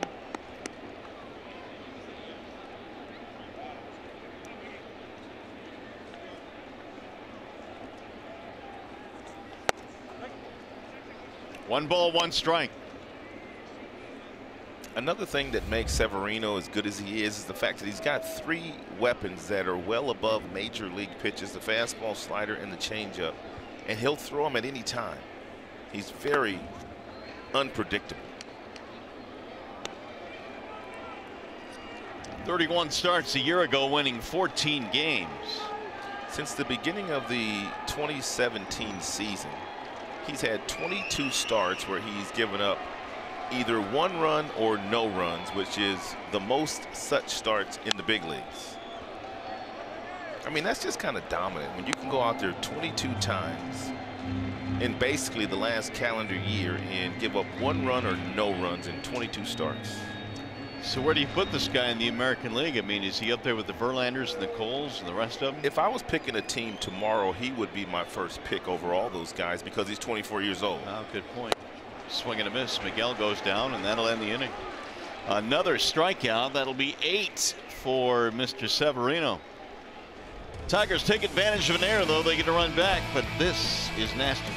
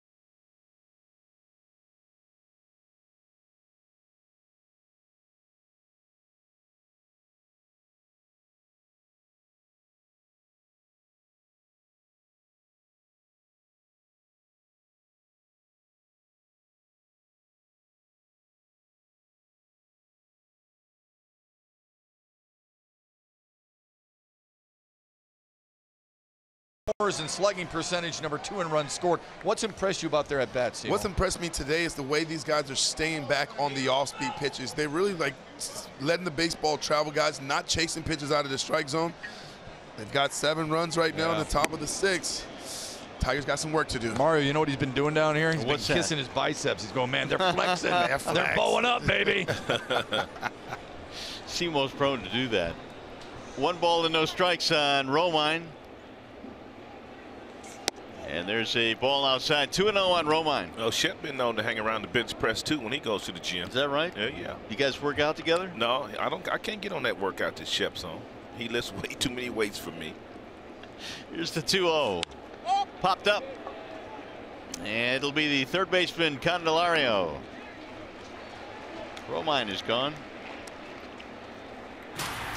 Hey, the 2018 FIFA World Cup is coming to Fox and FS1 with every match live and over 300 hours of coverage. The world's biggest sporting event is just 10 days away right here on Fox and FS1.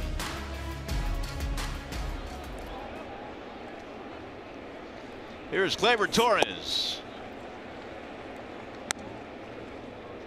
Torres homered in the 3rd. Hit it the opposite way to right field, but his error cost his team a run as well. He is 1 for 2. Ooh, a Mickey Mantle fan. We saw a Lou Gehrig shirt earlier today. Now Mickey Mantle. These are 2 franchises that are really, really storied. Of course, the Yankees have won a bunch of World Series. There's Babe Ruth. There's the Lou Gehrig shirt. Right. And there are many great names that have come through both of these organizations. Of course, Lou Gehrig's streak ended in Detroit. His games played streak. 2-2. And both franchises have been around a long time.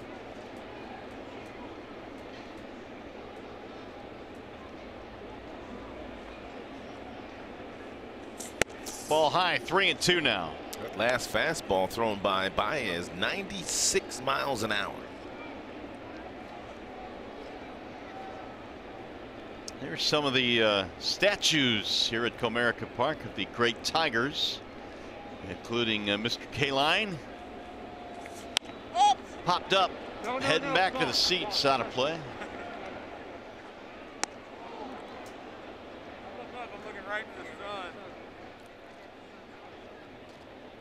His Yankees love to hit their home runs, and that's how they get a bunch of their runs. Yeah, 47% of the Yankees' runs come via the home run, which is second only to the Cleveland Indians.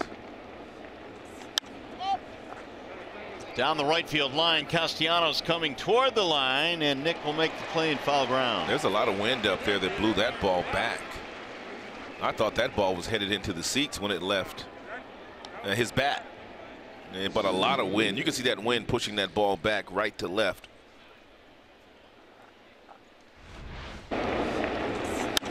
Nice job by Castellanos not giving up on it.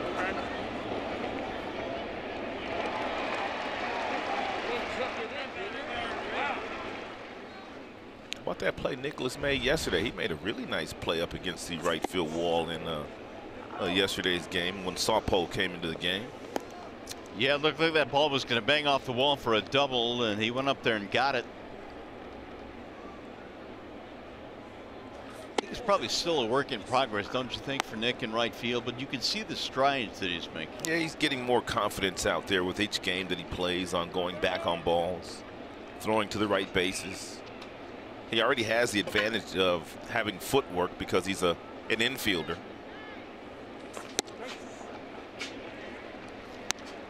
2-1 on Hicks.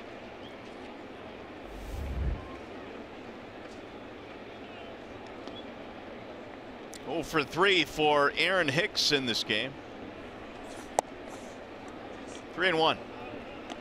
And last time we saw Aaron Hicks, he was coming off the disabled list and had a real good series against the Tigers. He's got some power. Ball 4. 2 on walk.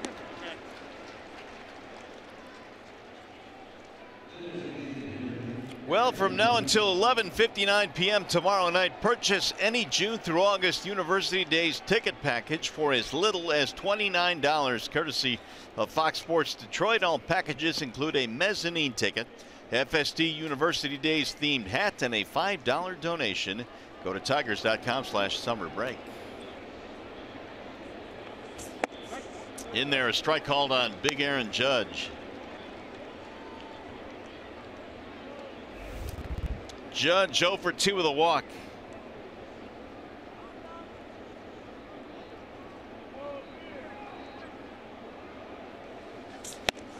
Big rip there. Judge played his college baseball at Fresno State. He actually was on a partial scholarship at Fresno State as a pitcher. Had a tremendous arm back then, and they also tried him at quarterback in high school. Was a wide receiver, defensive end. It's amazing that a guy with this much talent couldn't even get a full ride scholarship to college. I was thinking the same thing. That's ridiculous. They only give him 11 scholarships. It's tough to get a scholarship to play baseball in college. I mean, everything's a partial scholarship unless you're a really good starting pitcher. That's who gets most of the full ride scholarships in college. Yeah, usually the pitchers, maybe a shortstop if you're very talented. And then you've got a piece of quarter here, half here, 3/4 here. You got to get into your pocket a little bit if you're going to play some baseball in college. Your parents do at least. Fouled away. I think they should give more scholarships to baseball. I really do. I mean, because football's taken care of. Basketball obviously is taken care of. But baseball, there's just not a lot of scholarships for the baseball kids. Well, there are some schools around the country where baseball is a revenue producer. A lot of the big programs, major programs in baseball, I think that's part of the issue. 2-2 is swung on and missed. Judge down on strikes, settled in the inning. Baez with his second strikeout. Jeimer Candelario will get it started for the Tigers in the 6th.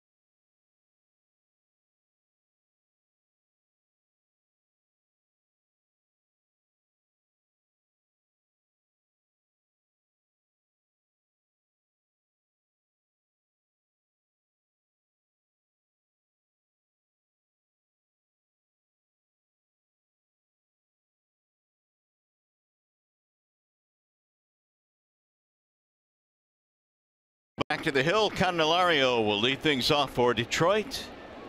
7 runs, 7 hits for the Yankees. 2 runs on 4 hits for the Tigers. Candy with a pop-up and a strikeout. Severino's 0-1, dives in for a strike, 0-2, and Candelario, all he can do is throw his hands out. Well, Severino is 18 of 22 in first pitch strikes. Whoa. 18 of 22 in first pitch strikes, and then once he gets ahead, I mean, his stuff is just nasty.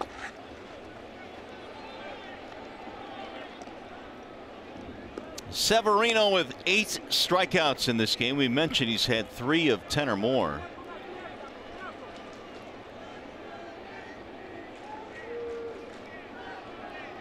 Tigers got a run in the first and then added 1 in the 5th. Swing and a miss, and Candy's out of there on strikes. It's a 9th strikeout today for Severino. I ask you, Mario, of these 5 guys that are on this graphic, is there anybody that you would take today ahead of Luis Severino, or anybody that's not on that list, like a Strasburg or a DeGrom? You mean to win a game, or as a start piece? your franchise? Oh,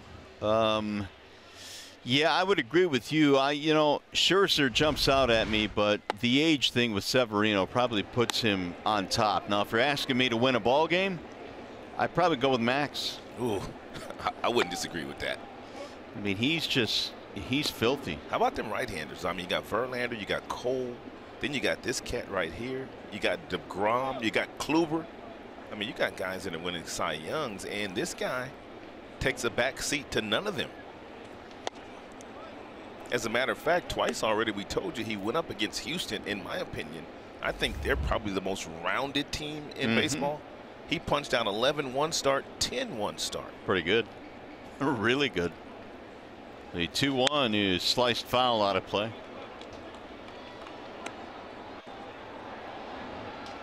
I don't know. There's so many good starting pitchers around the league, and of course the Astros seem to have cornered the market on a bunch of them, but Severino is a guy that really a whole lot of folks aren't talking as much about. And it's rolled to first for Bird. 2 outs. Now John Hicks.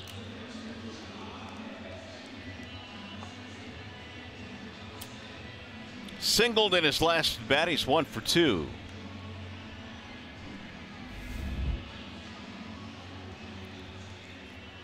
You know, when you look at this Yankees team and you look at Severino, he will certainly pitch game 1 of a postseason series for the Yankees. But I think that's what separates some other teams from the Yanks. A little bit more depth maybe in starting rotation. I'd agree with that. You know, Boston and Houston I think come to mind. Tanaka is having a decent year. I mean, if you look at the wins and the losses, but he's getting nearly 8 runs a game of run support. So really, if you digest it a little further, he hasn't been as good as the wins and the losses. They're looking for the Tanaka that pitched so well last year in the postseason. Tanaka was unbelievable in the postseason last year for the Yankees. But then you got CC Sabathia, so they're going to go out and get another starter, in my opinion, because they're probably going to be there at the end of the day. Sonny Gray's been up and down. Yep. Little chopper to third base, foul. And Yankees' strength is not only power hitting, but also power pitching. They've got a lot of guys in their bullpen that throw awfully hard. Lots of guys that have fastballs 97, 98, 100 miles an hour. There's Brett Boone and the rookie manager. Aaron Boone, excuse me. There's so many Boones. 3 generations of them. Rolled foul again, and Severino can't put him away. Ray Boone, the grandfather, and Bob Boone, the daddy. Then you got Brett and Aaron. All 4 of them played in the big leagues.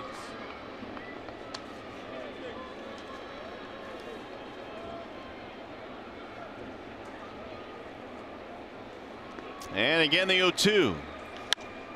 Fouled away. So good at bat here by Hicks. He's battling, as they say. How about the Ram pick the stick update? Ain't a whole lot going on today with Mr. Severino out there. Ooh, Keats with a -2. Oh, not Keats. Yeah. Gibby's got 4 with Castellanos. I got me a -1 going. I'm sitting there with 1. I'll take it. Although Nico had to get it the hard way. Hit by pitch. Yeah. Boy, Hicks is single-handedly pumping the pitch count total up now for Severino. Yeah, 99 miles an hour with the 84th pitch thrown of the game for Luis.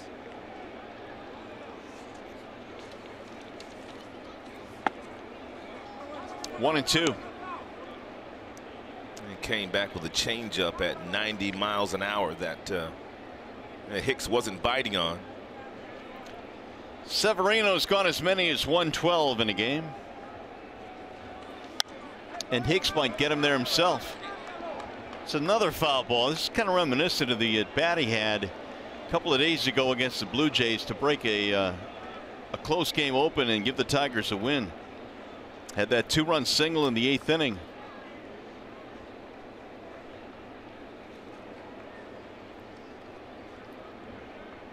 Tenth pitch coming up in this at bat. Got him, strike 3. He broke one in on the inside part of the plate. 10 strikeouts now for Severino. Bird will get it going for the Yankees.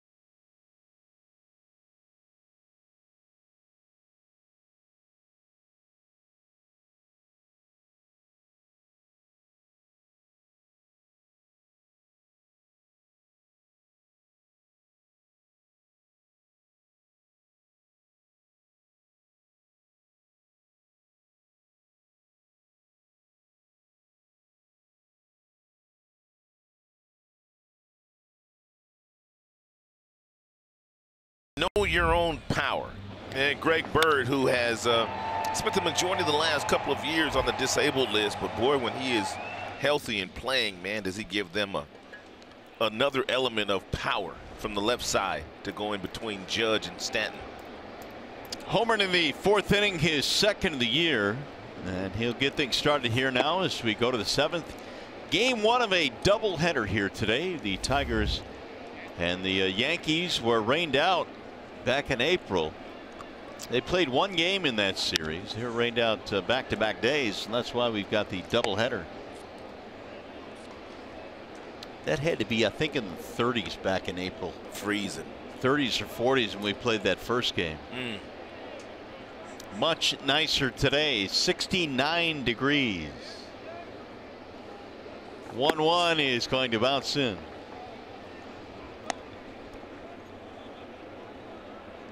2-1 the count on Greg Bird. Stanton to follow, then Gregorius. 3-1. Baez came on in the 4th, threw a scoreless 5th, scoreless 6th. Big league debut for Sandy. Pulled on the ground to second. Machado handles this one nicely. 1 gone.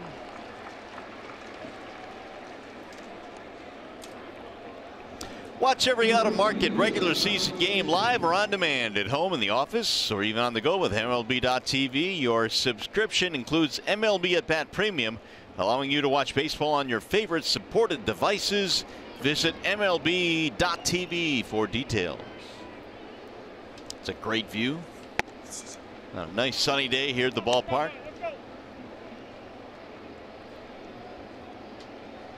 Giancarlo Stanton, the batter. Single in 3 at-bats. And he struck out his last time up on a fastball up in the strike zone. That's not a bad place to pitch him. Inside with a good firm fastball right around the belt buckle. He's got that closed off stance. He can get to some fastballs, but if you go in there with conviction at 95, he's not going to get you. Into shallow center for Martin. 2 gone. How about that? A Leland and an Anderson jersey out there. A couple Nice. of really popular managers in Tigers history. One in the Hall of Fame, and one has a good shot at getting in the Hall of Fame too, in Jim Leland. Sparky's number 11 out on the wall in right center. And those two were some of the best communicators that I've ever been around. Sparky was great at it, and Jim Leland very good at communicating too.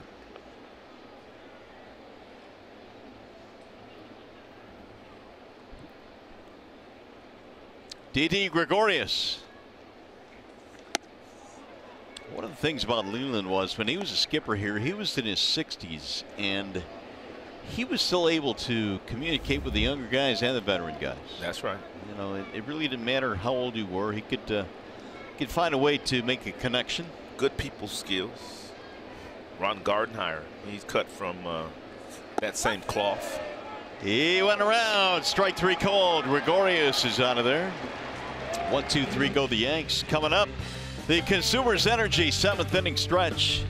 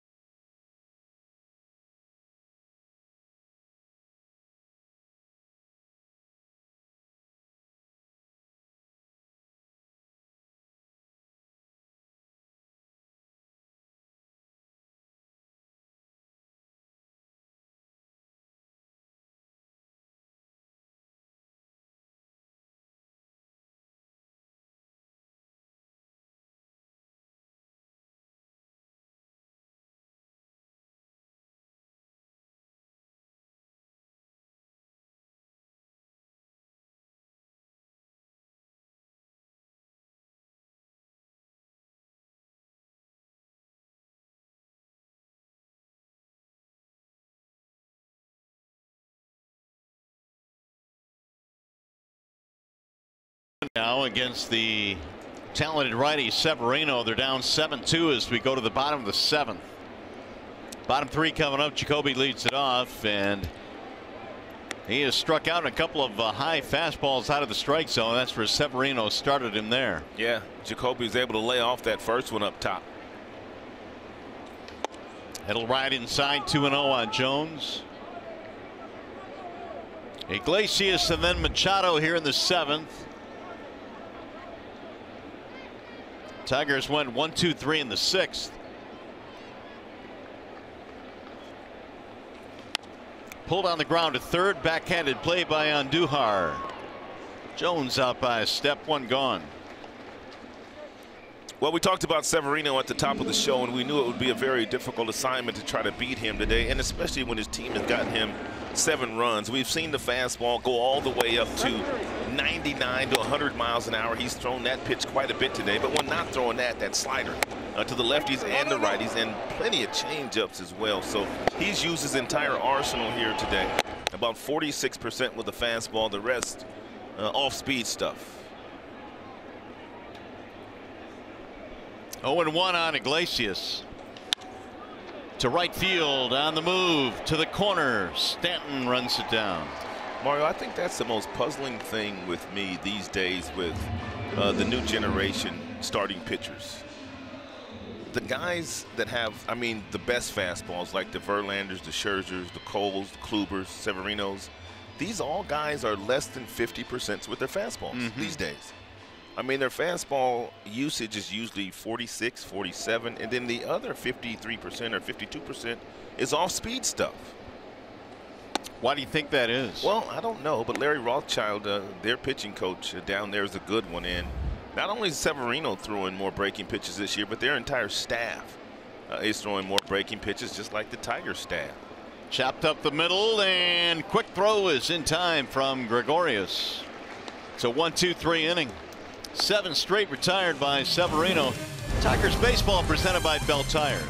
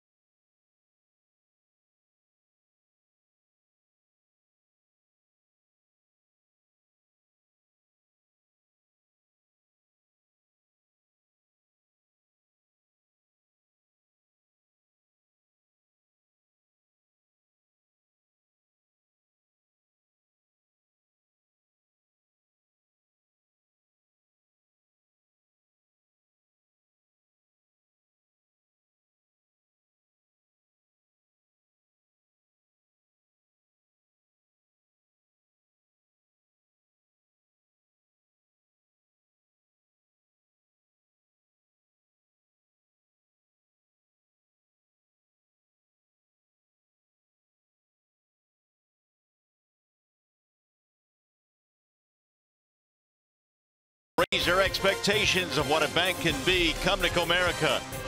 Your Metro Detroit Chevy dealers. Visit ChevyDetroit.com. See why Chevy drives to Motor City. Wallside windows. We can do that. We are the factory. And by Tim Hortons. Purchase coffee at Tim Hortons on June 6th. Send a deserving child to camp. First pitch is bounced to the shortstop. Iglesias will throw him out. One away is Andujar's retired, and got to be happy here with what Sandy Baez has given you today. Well, making his major league debut against one of your better hitting offenses in all of baseball, he's kind of held his own since Drew left. He's pretty much slowed down the Yankees' bats. He has not allowed a run since the 6-run fourth knocked out Verhagen. Good fastball, 95, 96. Good slider. Now you can see why the future's bright for Mr. Baez. He's retired 5 in a row. 0-2 now on Frazier. 96 on the previous fastball. Then he comes right back with a breaking ball from the same arm slot out of the same window. And the velocity, only 86 miles an hour. And down goes Frazier. Oh, I didn't mean to do that, but I did it. I really didn't mean to do that. Okay. Seriously, I did not mean to do that. Down goes Frazier. Yes, indeed. All right, 2 gone now. Here's Romine. That's back when the heavyweight boxing was it. I mean, really it. Yeah, that you're not kidding, man. And Frazier had no chance in that at bat. Frazier, Ali, Foreman. I mean, they had some good ones back then. Norton. Ball 1-2, or make it ball 2 to Romine. Even Spinks, when he jumped up to the heavyweight, he did pretty well. Leah. The Spinks brothers. Ball low, so Baez falling behind now. 3-0 the count on Austin Romine. I don't think Austin will be swinging here at 3-0. Top half of the 8th inning. He'll take his walk though. Baez had retired 6 straight. That'll come to an end. Upcoming matchup presented by Wallside Windows. Odd game 2 is Domingo Germán and Mike Fiers. Germán is 0-3 with a 5.45 ERA. He does have 41 strikeouts. You know, Mr. Fiers features that fastball up in the strike zone, split changeup, nice breaking ball. He keeps hitters off balance. A huge swing there by Torres. Yeah, the slow breaking ball at just 79 miles an hour. Baez thrown up zeros since coming on in the 4th inning.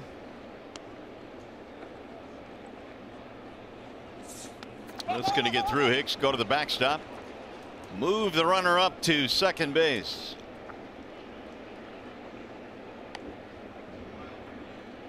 Wild pitch.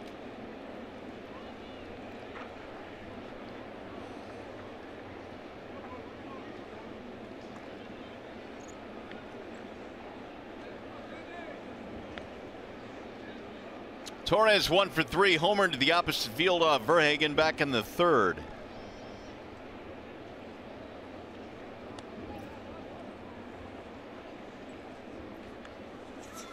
Again, Hicks goes down. This time he's able to block it. 2-1. 10 home runs now for Gleyber Torres.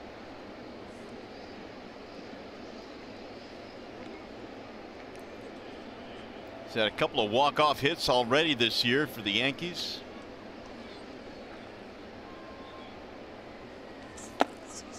And we talked about these youngsters, whether it's Torres, Andujar. It's got to be a lot easier settling into a lineup like this as opposed to a lineup that really needs you to perform. No question.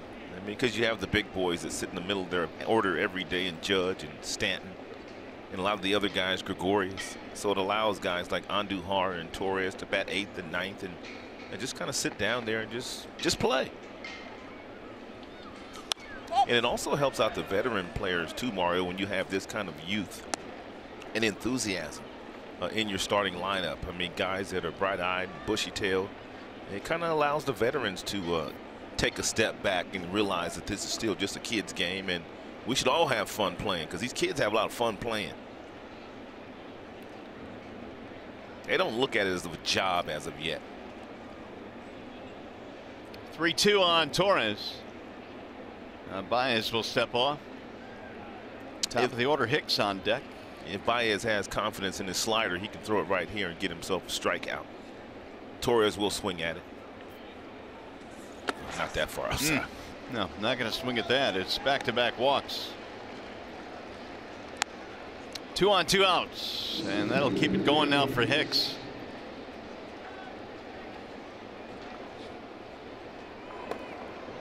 There is activity in the Tigers bullpen. Zach Reininger warming up.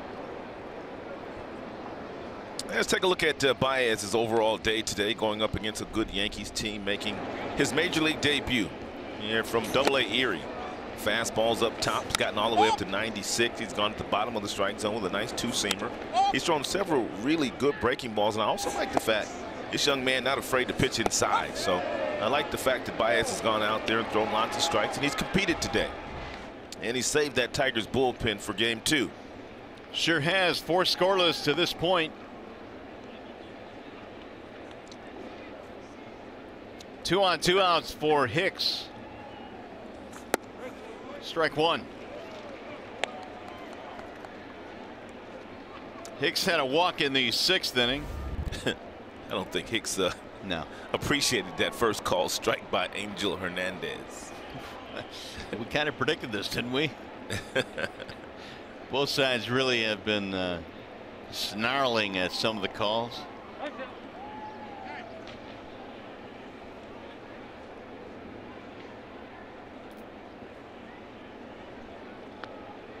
Tigers only 4 hits in this ball game today. They trail 7-2. Big 6-run fourth, propelling the Yankees so far. 1 ball, 1 strike.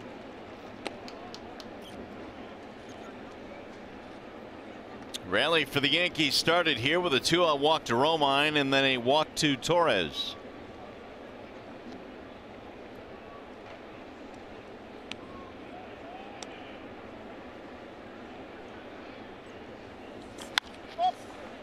One and 2.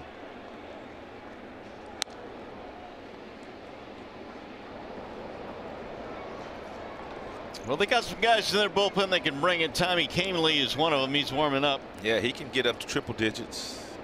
Aroldis Chapman throws 100 miles an hour down there as well. He's a left-hander. Yeah, Dylan Betances has got a big arm too down in that bullpen.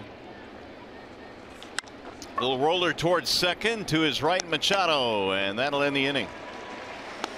No runs, couple of walks, 2 men left. Here comes the bottom of the 8th.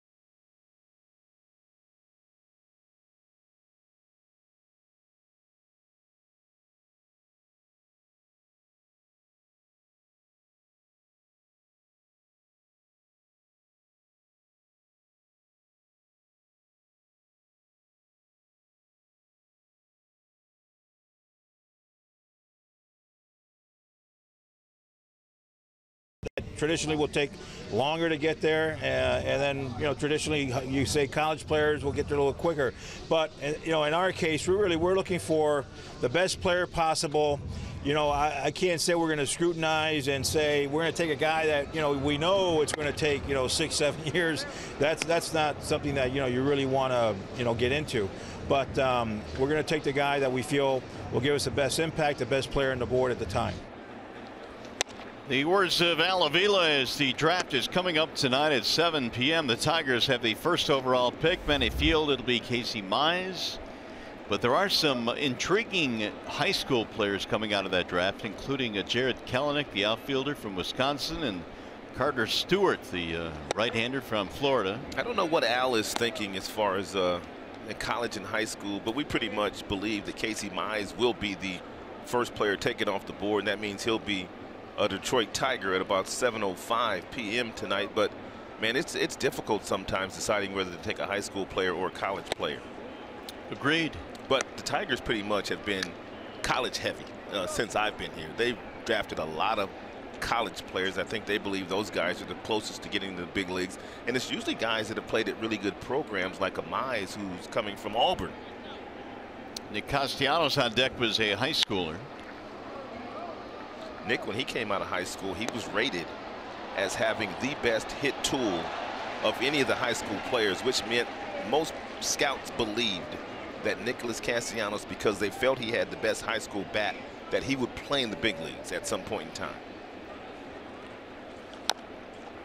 Little chop foul as Martin stays alive. Some other notable players that have come from Auburn, if that's what the Tigers do today. Take Baez, they got the big hurt Frank Thomas, and Josh Donaldson, Bo Jackson, Tim Hudson.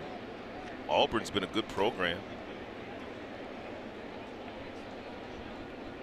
2-2 on Martin.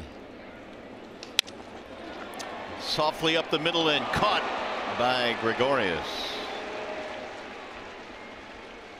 Here's a kid from Georgia Tech that a lot of people say you can't go wrong if you take him. His name is Joey Bart. He's a catcher at Georgia Tech. They say he has a very slow heartbeat. He can control the running game. He feel like the bat's going to play as well, and they believe this is a safe pick. This guy's going to play in the big leagues. There's no doubt. Not one person that I talked to today did not believe this young man, the catcher, would be in the top 2 or 3 picks, that he's going to be a good player for a long time. Well, he looks solid, man. He's got a good baseball body. He's got a body like James McCann. Castellanos, the batter. One of the most interesting draft choices, in my opinion, Mario, is going to be the kid out of Oregon State. Madrigal? Yes. And the reason I say that is because in recent years, I mean, guys have kind of passed on the guys that have been a little smaller in stature, excuse me. Justin Pedroia comes to mind. He was a 2nd rounder. And of course, now you got Altuve, who's not very tall, but he dominates the game. And they say the Madrigal kid has dominated at every single level, and you should not be afraid of his size if you want to take him number 1. Yeah, I have heard some.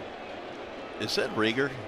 Did he just miss? Finally, we can get on Rieger about something. Oh my goodness. Jeff Rieger, who's in line for a foul ball, is now listening to the wrath of the press box. But getting back to Madrigal, I have heard some players who have played against him say he is the best player they played against. Yeah, he's got the best hit tool in the draft. We talked about Nick being the best hit tool as a high school player. They say that he's the best hitter. I mean, all-around hitter. Obviously not power, but best all-around hitter, Madrigal. Here's the 1-2. Down the right field line, foul ground. Bird appears to have room and does. 2 away. Here's the infielder, Madrigal from Oregon State. I mean, hits the ball up the middle, hits the ball the other way. He plays well defensively. Just a really good baseball player, and you should look past his size when making your choice today. But I've been told about the young man. Haven't seen too many little guys over the years with a big high leg kick like that. No. And really, if you look at the draft, Mario, all the guys are talking about going in the very first couple of rounds. They all have a lot of power, and they all throw 95 to 100 miles an hour, with the exception of this guy, Madrigal. Should be fun, though. It will be. Lives will be changed today forever when those guys' names are called. Cabrera fouls it back. It's really changed a lot from when I was drafted back in 1977. I remember that day vividly. I was playing an American Legion game that day, and my high school coach got a phone call from someone that told him that I was drafted in the 6th round by Chicago White Sox. I didn't even speak to anybody from the White Sox for a couple days. Really? Yeah. Gary Johnson was the scout who drafted me. He finally came over to the house, and it didn't take long back in those days. The money, though, is a little different these days. Yeah, it's a little different, man. So negotiations take on a whole different atmosphere. And analytics are part of the draft process too nowadays, as you could imagine. Yeah, I was going to ask about that. You know, so much is done in game prep and formulating teams, but now I guess even in drafts. Yes. 2-2 on Miggy. 3-2 on Cabrera. I wonder what Severino's going to do here. He's about to throw his 112th pitch of the day. Will it be 98 miles an hour, or will it be that slider that he's looking for a strikeout with? In the air to center field, not deep, and caught on the run by Frazier. He went with the slider. 1-2-3 for Severino. Still 7-2.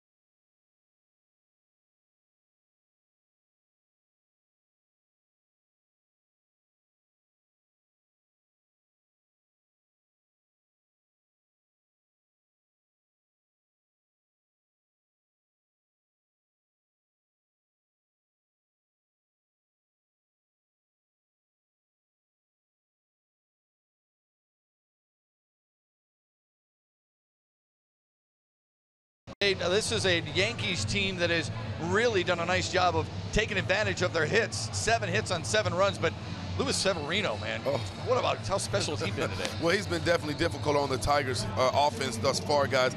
Overpowering them with good firm fastballs that's gotten up to 98 miles per hour. But there was one pitch that kept him off that fastball. I'll tell you what it is, what it was. Cannot wait, man. Show. And we're also looking forward to hearing from Ron Gardenhire, his thoughts on Drew Verhagen's rough 4th inning. And then, of course, we'll preview Game 2 of this doubleheader. Mario, Rod, how about the 9th? All right, gentlemen, here we go in the 9th inning, and it's going to be Zach Reininger coming out of the Tigers bullpen. And Reininger just called up a couple of days ago. He's been in 3 games, 3 2/3. He's given up 5 runs. Doesn't have a strikeout. He's walked 4. He's got a good arm. His fastball gets up to 96, 97. All he's got to do is go through Judge, Bird, and Stanton, 2, 3, and 4. Yeah, that's nothing. No big deal. Judge is 0 for 3 with a base on balls today. Fire went in there for strike 2. Yeah, first pitch fastball at 95. Then he comes back with a really good breaking ball at just 81 miles an hour with good arm speed. Now that's what sells the off-speed pitches. You got to have the same arm speed as your fastball.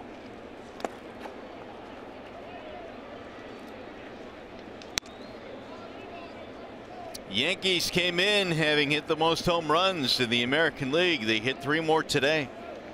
Torres, Romine, and Bird.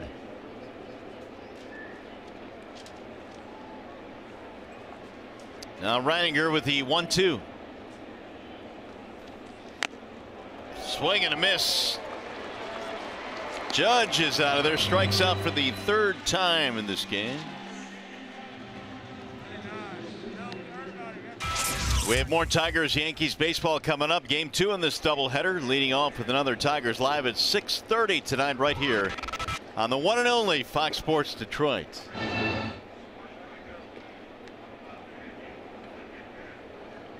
One away now for Bird.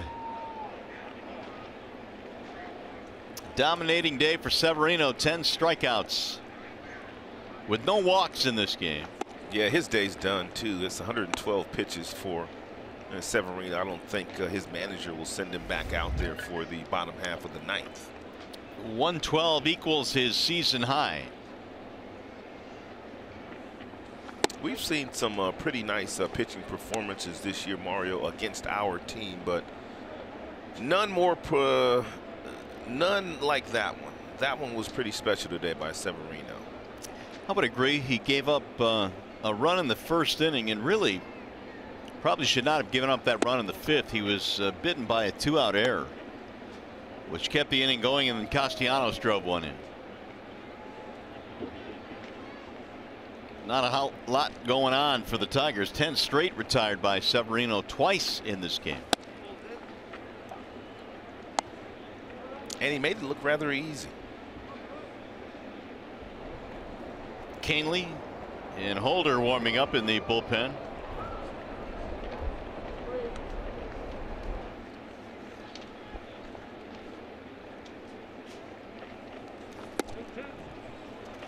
Full count, 3-2.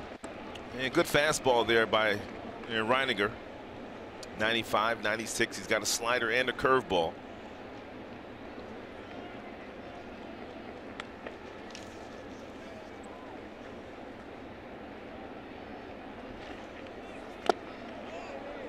Did not go. He walked him.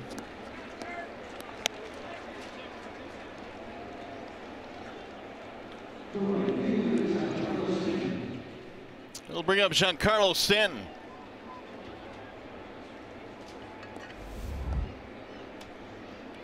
Tigers pitching has walked 6 in this game now. Stanton single and a run scored. That's how deep this lineup is for the Yankees. They have pretty much handled Judge and Stanton in this game, but it's been the ancillary parts, especially at the bottom of the lineup, that has done a lot of damage. Yeah, them bottom feeders. Here's the 0-1. a lot of times when you have guys like a Judge and a Stanton in the starting lineup, I mean, you use all your energy trying to prepare to get those guys out, that you don't have the same intensity as some of the other guys in the lineup, and those are the guys that sometimes get you.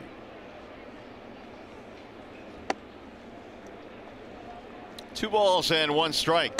Well, if you're going to throw Stanton a fastball here, it can't be down. It's got to be right around the belt buckle and on the inner third. If you do throw it there, you might get a swing and miss or a pop up.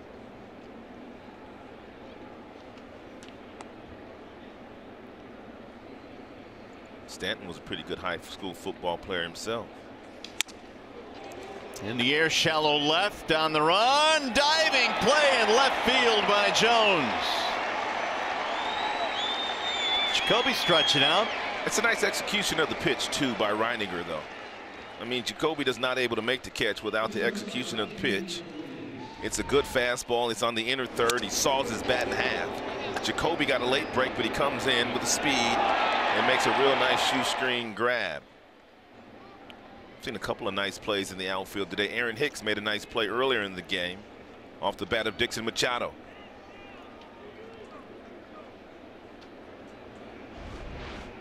Two outs for Gregorius.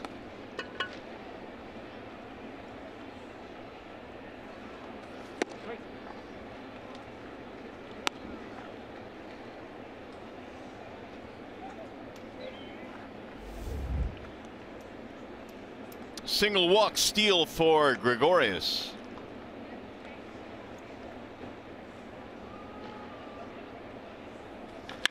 On the ground, and a nice play. Iglesias spinning to throw him out. That boy can play some defense. Hot shot grounder, and Iglesias made a terrific play. No problem for Iggy. We go to the bottom of the ninth, 7-2.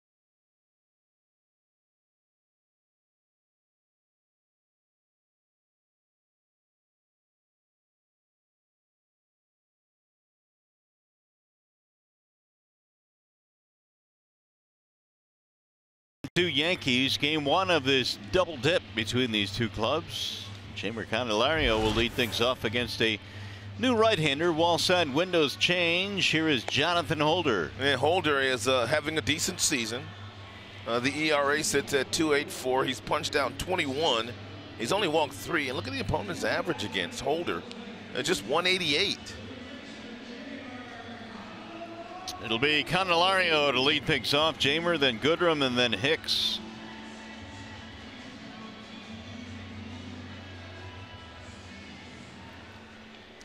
Severino goes 112 pitches, 10 strikeouts, no walks, and gave up 2 runs.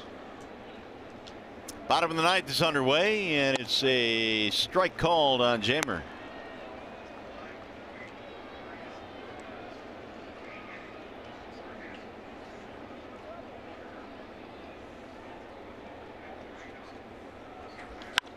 Fouled out of play, 0-2. Holder hails from Gulfport, Mississippi. Lives in Nashville now. Big league time with the Yankees each of the last 2 years. Probably likes country music too. Yeah, well, if he doesn't, he does now. 0-2.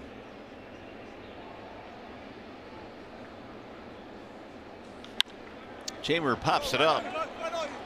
Right at home plate. Who's going to take it? Drifting, and it falls. That's a fair ball. And he didn't throw it. There was nobody at first base. Bird never covered the bag. They still had time to throw him out. Be interesting to see how they rule this. This is where you can't get lazy defensively. Bird comes in to help out Romine as far as a pop-up is concerned. And then the ball is mishandled, and Gleyber Torres, the second baseman, he was just standing there flat-footed. He never moved to go over toward first base, so once the ball hit his glove in fair territory and he goes to pick it up, there's no one to throw it to. E2, an error on the catcher, and so the Tigers have a little bit of light here in the 9th inning. Leadoff man is on. It's the second error of the game for the Yanks.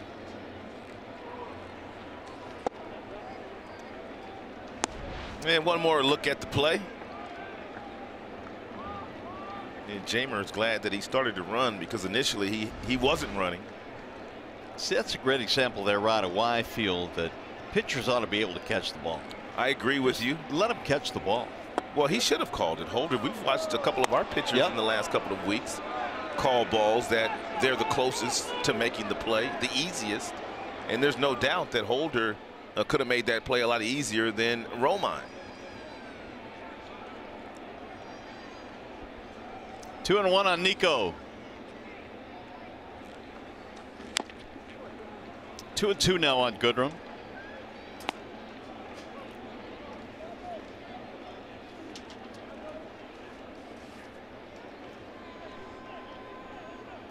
And Holder has a fastball that tops out at about 95. He's got a slider, he's got a cutter, he's got a curveball and a changeup. Must have been a starter in the minors. Outside, 3-2. And relievers don't usually have 5 different pitches.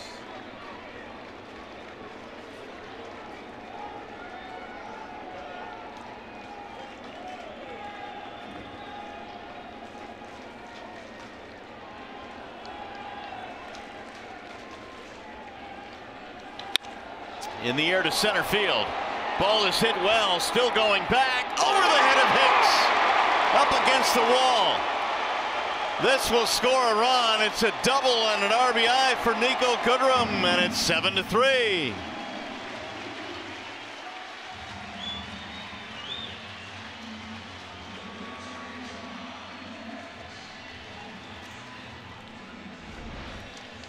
And very seldom do you see Aaron Hicks in center field get crossed up. This ball traveled a long way off the bat of Nico Goodrum, and then Hicks just kind of got tied up.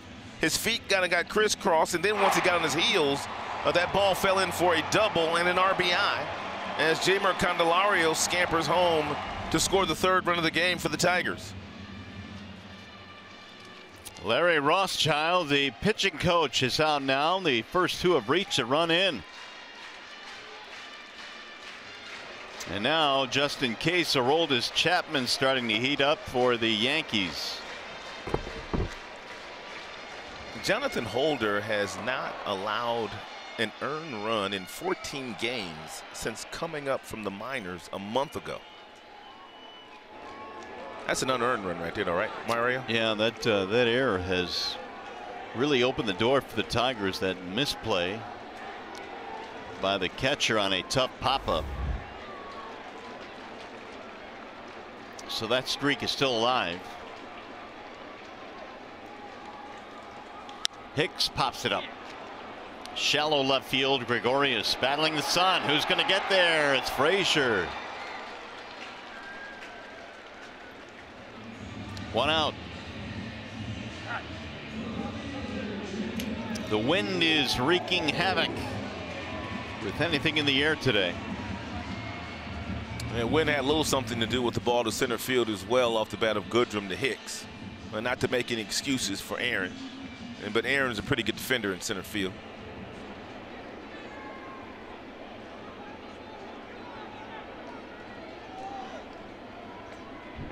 Here is Jones, who was 0 for 3 against Severino.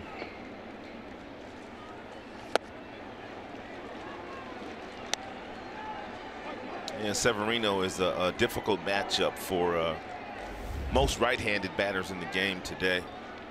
His stuff was simply electric, but we knew it would be. The 0-1. 0-2 on Jacoby. Yeah, you wonder if Holder will throw another one of those breaking balls down at the bottom of the zone, or will Romine continue the game plan they've had all day, and that's to go back up top to see if Jacoby will chase that fastball.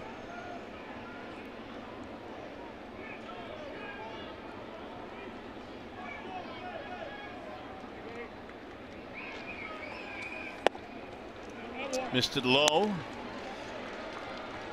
Did not throw him that fastball up, in which Severino got 2 strikeouts against Jones earlier in the game. Herman and fires in game 2 coming up tonight on Fox Sports Detroit. Up and in now, 2-2. Don't forget, shortly after the Tigers select their #1 pick tonight, we'll hear from the general manager, Al Avila. It's a kind of pick that could turn your franchise around.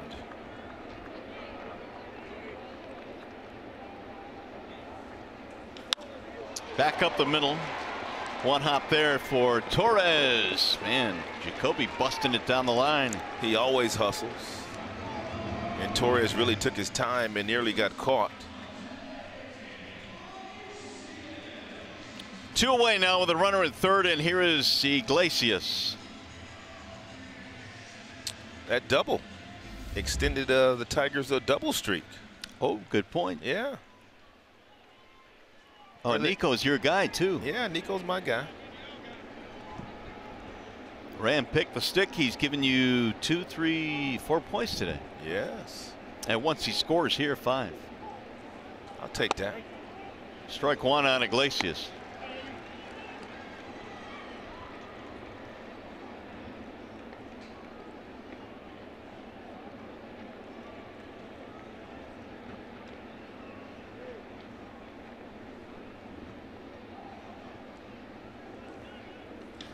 Higgy skies one in the air, deep to left center field. That ball is hit well, and that ball is off the wall. A run will score. Goodrum is in. It's a double and an RBI for Iglesias. Iglesias thought he had a home run. He pounded that thing. He really did, and with all the wind blowing in that direction, I'm shocked that it stayed in. But it's the 16th double of the season for Jose Iglesias, who continues to swing a great bat. How about this? They're going to have to go get Chapman now. Holder will not survive the 9th, and they're going to have to bring their closer in. Aaron Boone makes the call to the bullpen. And we'll be back.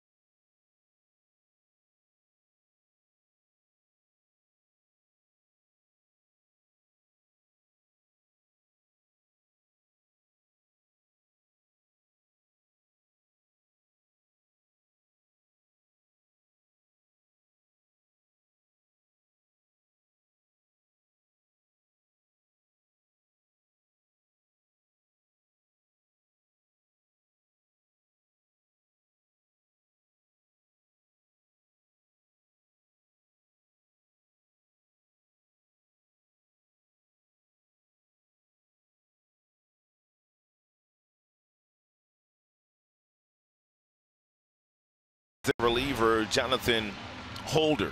It's a fastball that splits the plate, and Iglesias gets underneath it and hits it a ton off the base of the wall. in left center field.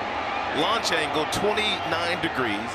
It traveled 402 feet, and the exit velocity just 99. So I think the exit velocity cost him a homer there, partner. Yeah. You got to get to triple digits if you want a homer. Yeah, if you want to get it out.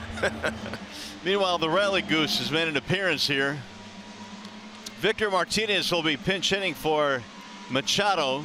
As much as the Tigers have taken to the Rally Goose, aren't you a little surprised that we haven't seen any of the Tigers, when they get a big hit or a big double, go to the bag and flap them arms? Huh? Well, that'd be classic. It would be. We've seen guys do that. Not really necessarily the goose or flapping their wings, but the other things they might have going on. Well, this guy throws 100 miles an hour. His name is Aroldis Chapman. He has punched down 44. He has walked 11. So you know exactly what you're going to get when Chapman enters the game. More than likely, it's going to be 102, sometimes 103. And he also has a pretty good breaking ball to go with that blazing fastball when he doesn't want to use it. So Vemard will step off the bench here and face the hard-throwing Mr. Chapman. Victor, 251 this year. Victor didn't play yesterday either, did he, in the last game of the series against the Toronto Blue Jays? And the first game off today, well, up until now. Chapman works at home. Victor goes up there swinging. That's what you have to do as a pinch hitter. Sometimes that first pitch fastball will be the best one that you get.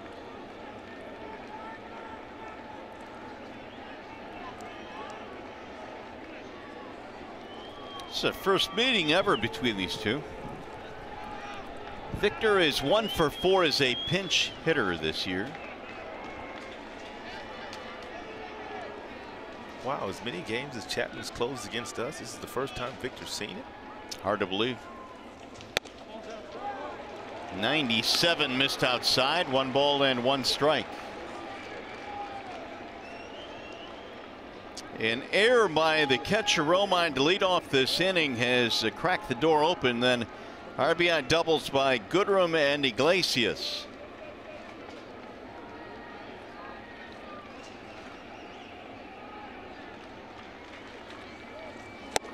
Ooh, Victor, man. Big rip there, 1-2 at 98. Just in case Shane Green's starting to heat her up.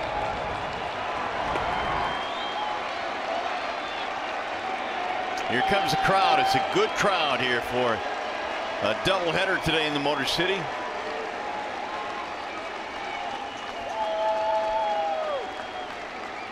Here's the 1-2. 100 miles an hour with the last fastball there from Chapman. I will never stop being fascinated by guys that can put 100 in play. Right. Or even guys that can throw it. Yeah, that too. Angel Hernandez, I think, wants more baseballs.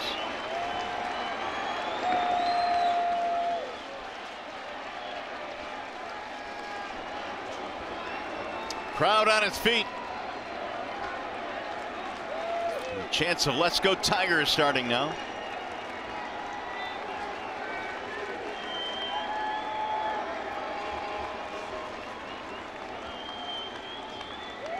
And again the 1-2.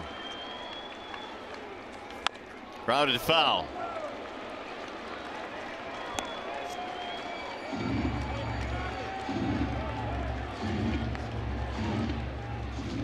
Seven runs, 7 hits for the Tigers. 4 runs, 6 hits.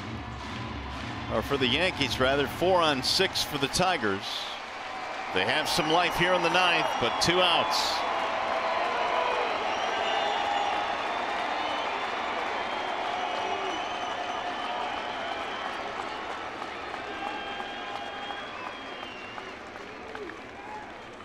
Swing and a miss. He struck him out to end the ball game. Martinez strikes out. Chapman nails it shut, and the Yankees take game 1 of the double dip Now we send you to Matt Shepard. Craig Monroe standing by with Tigers Live postgame. Mario, here's what we have coming up for you on Tigers Live. Some impressive numbers for the Yankees when they hold their opponents to 4 runs or fewer. They brought out their big sticks. We'll hear from Ron Gardenhire on what took place with Drew Verhagen and why he struggled. And Nick Castellanos continues to perform multi-hit magic. We'll hear from him as well inside the Tigers clubhouse. That's coming up next from the Call Sam studio on Tigers Live.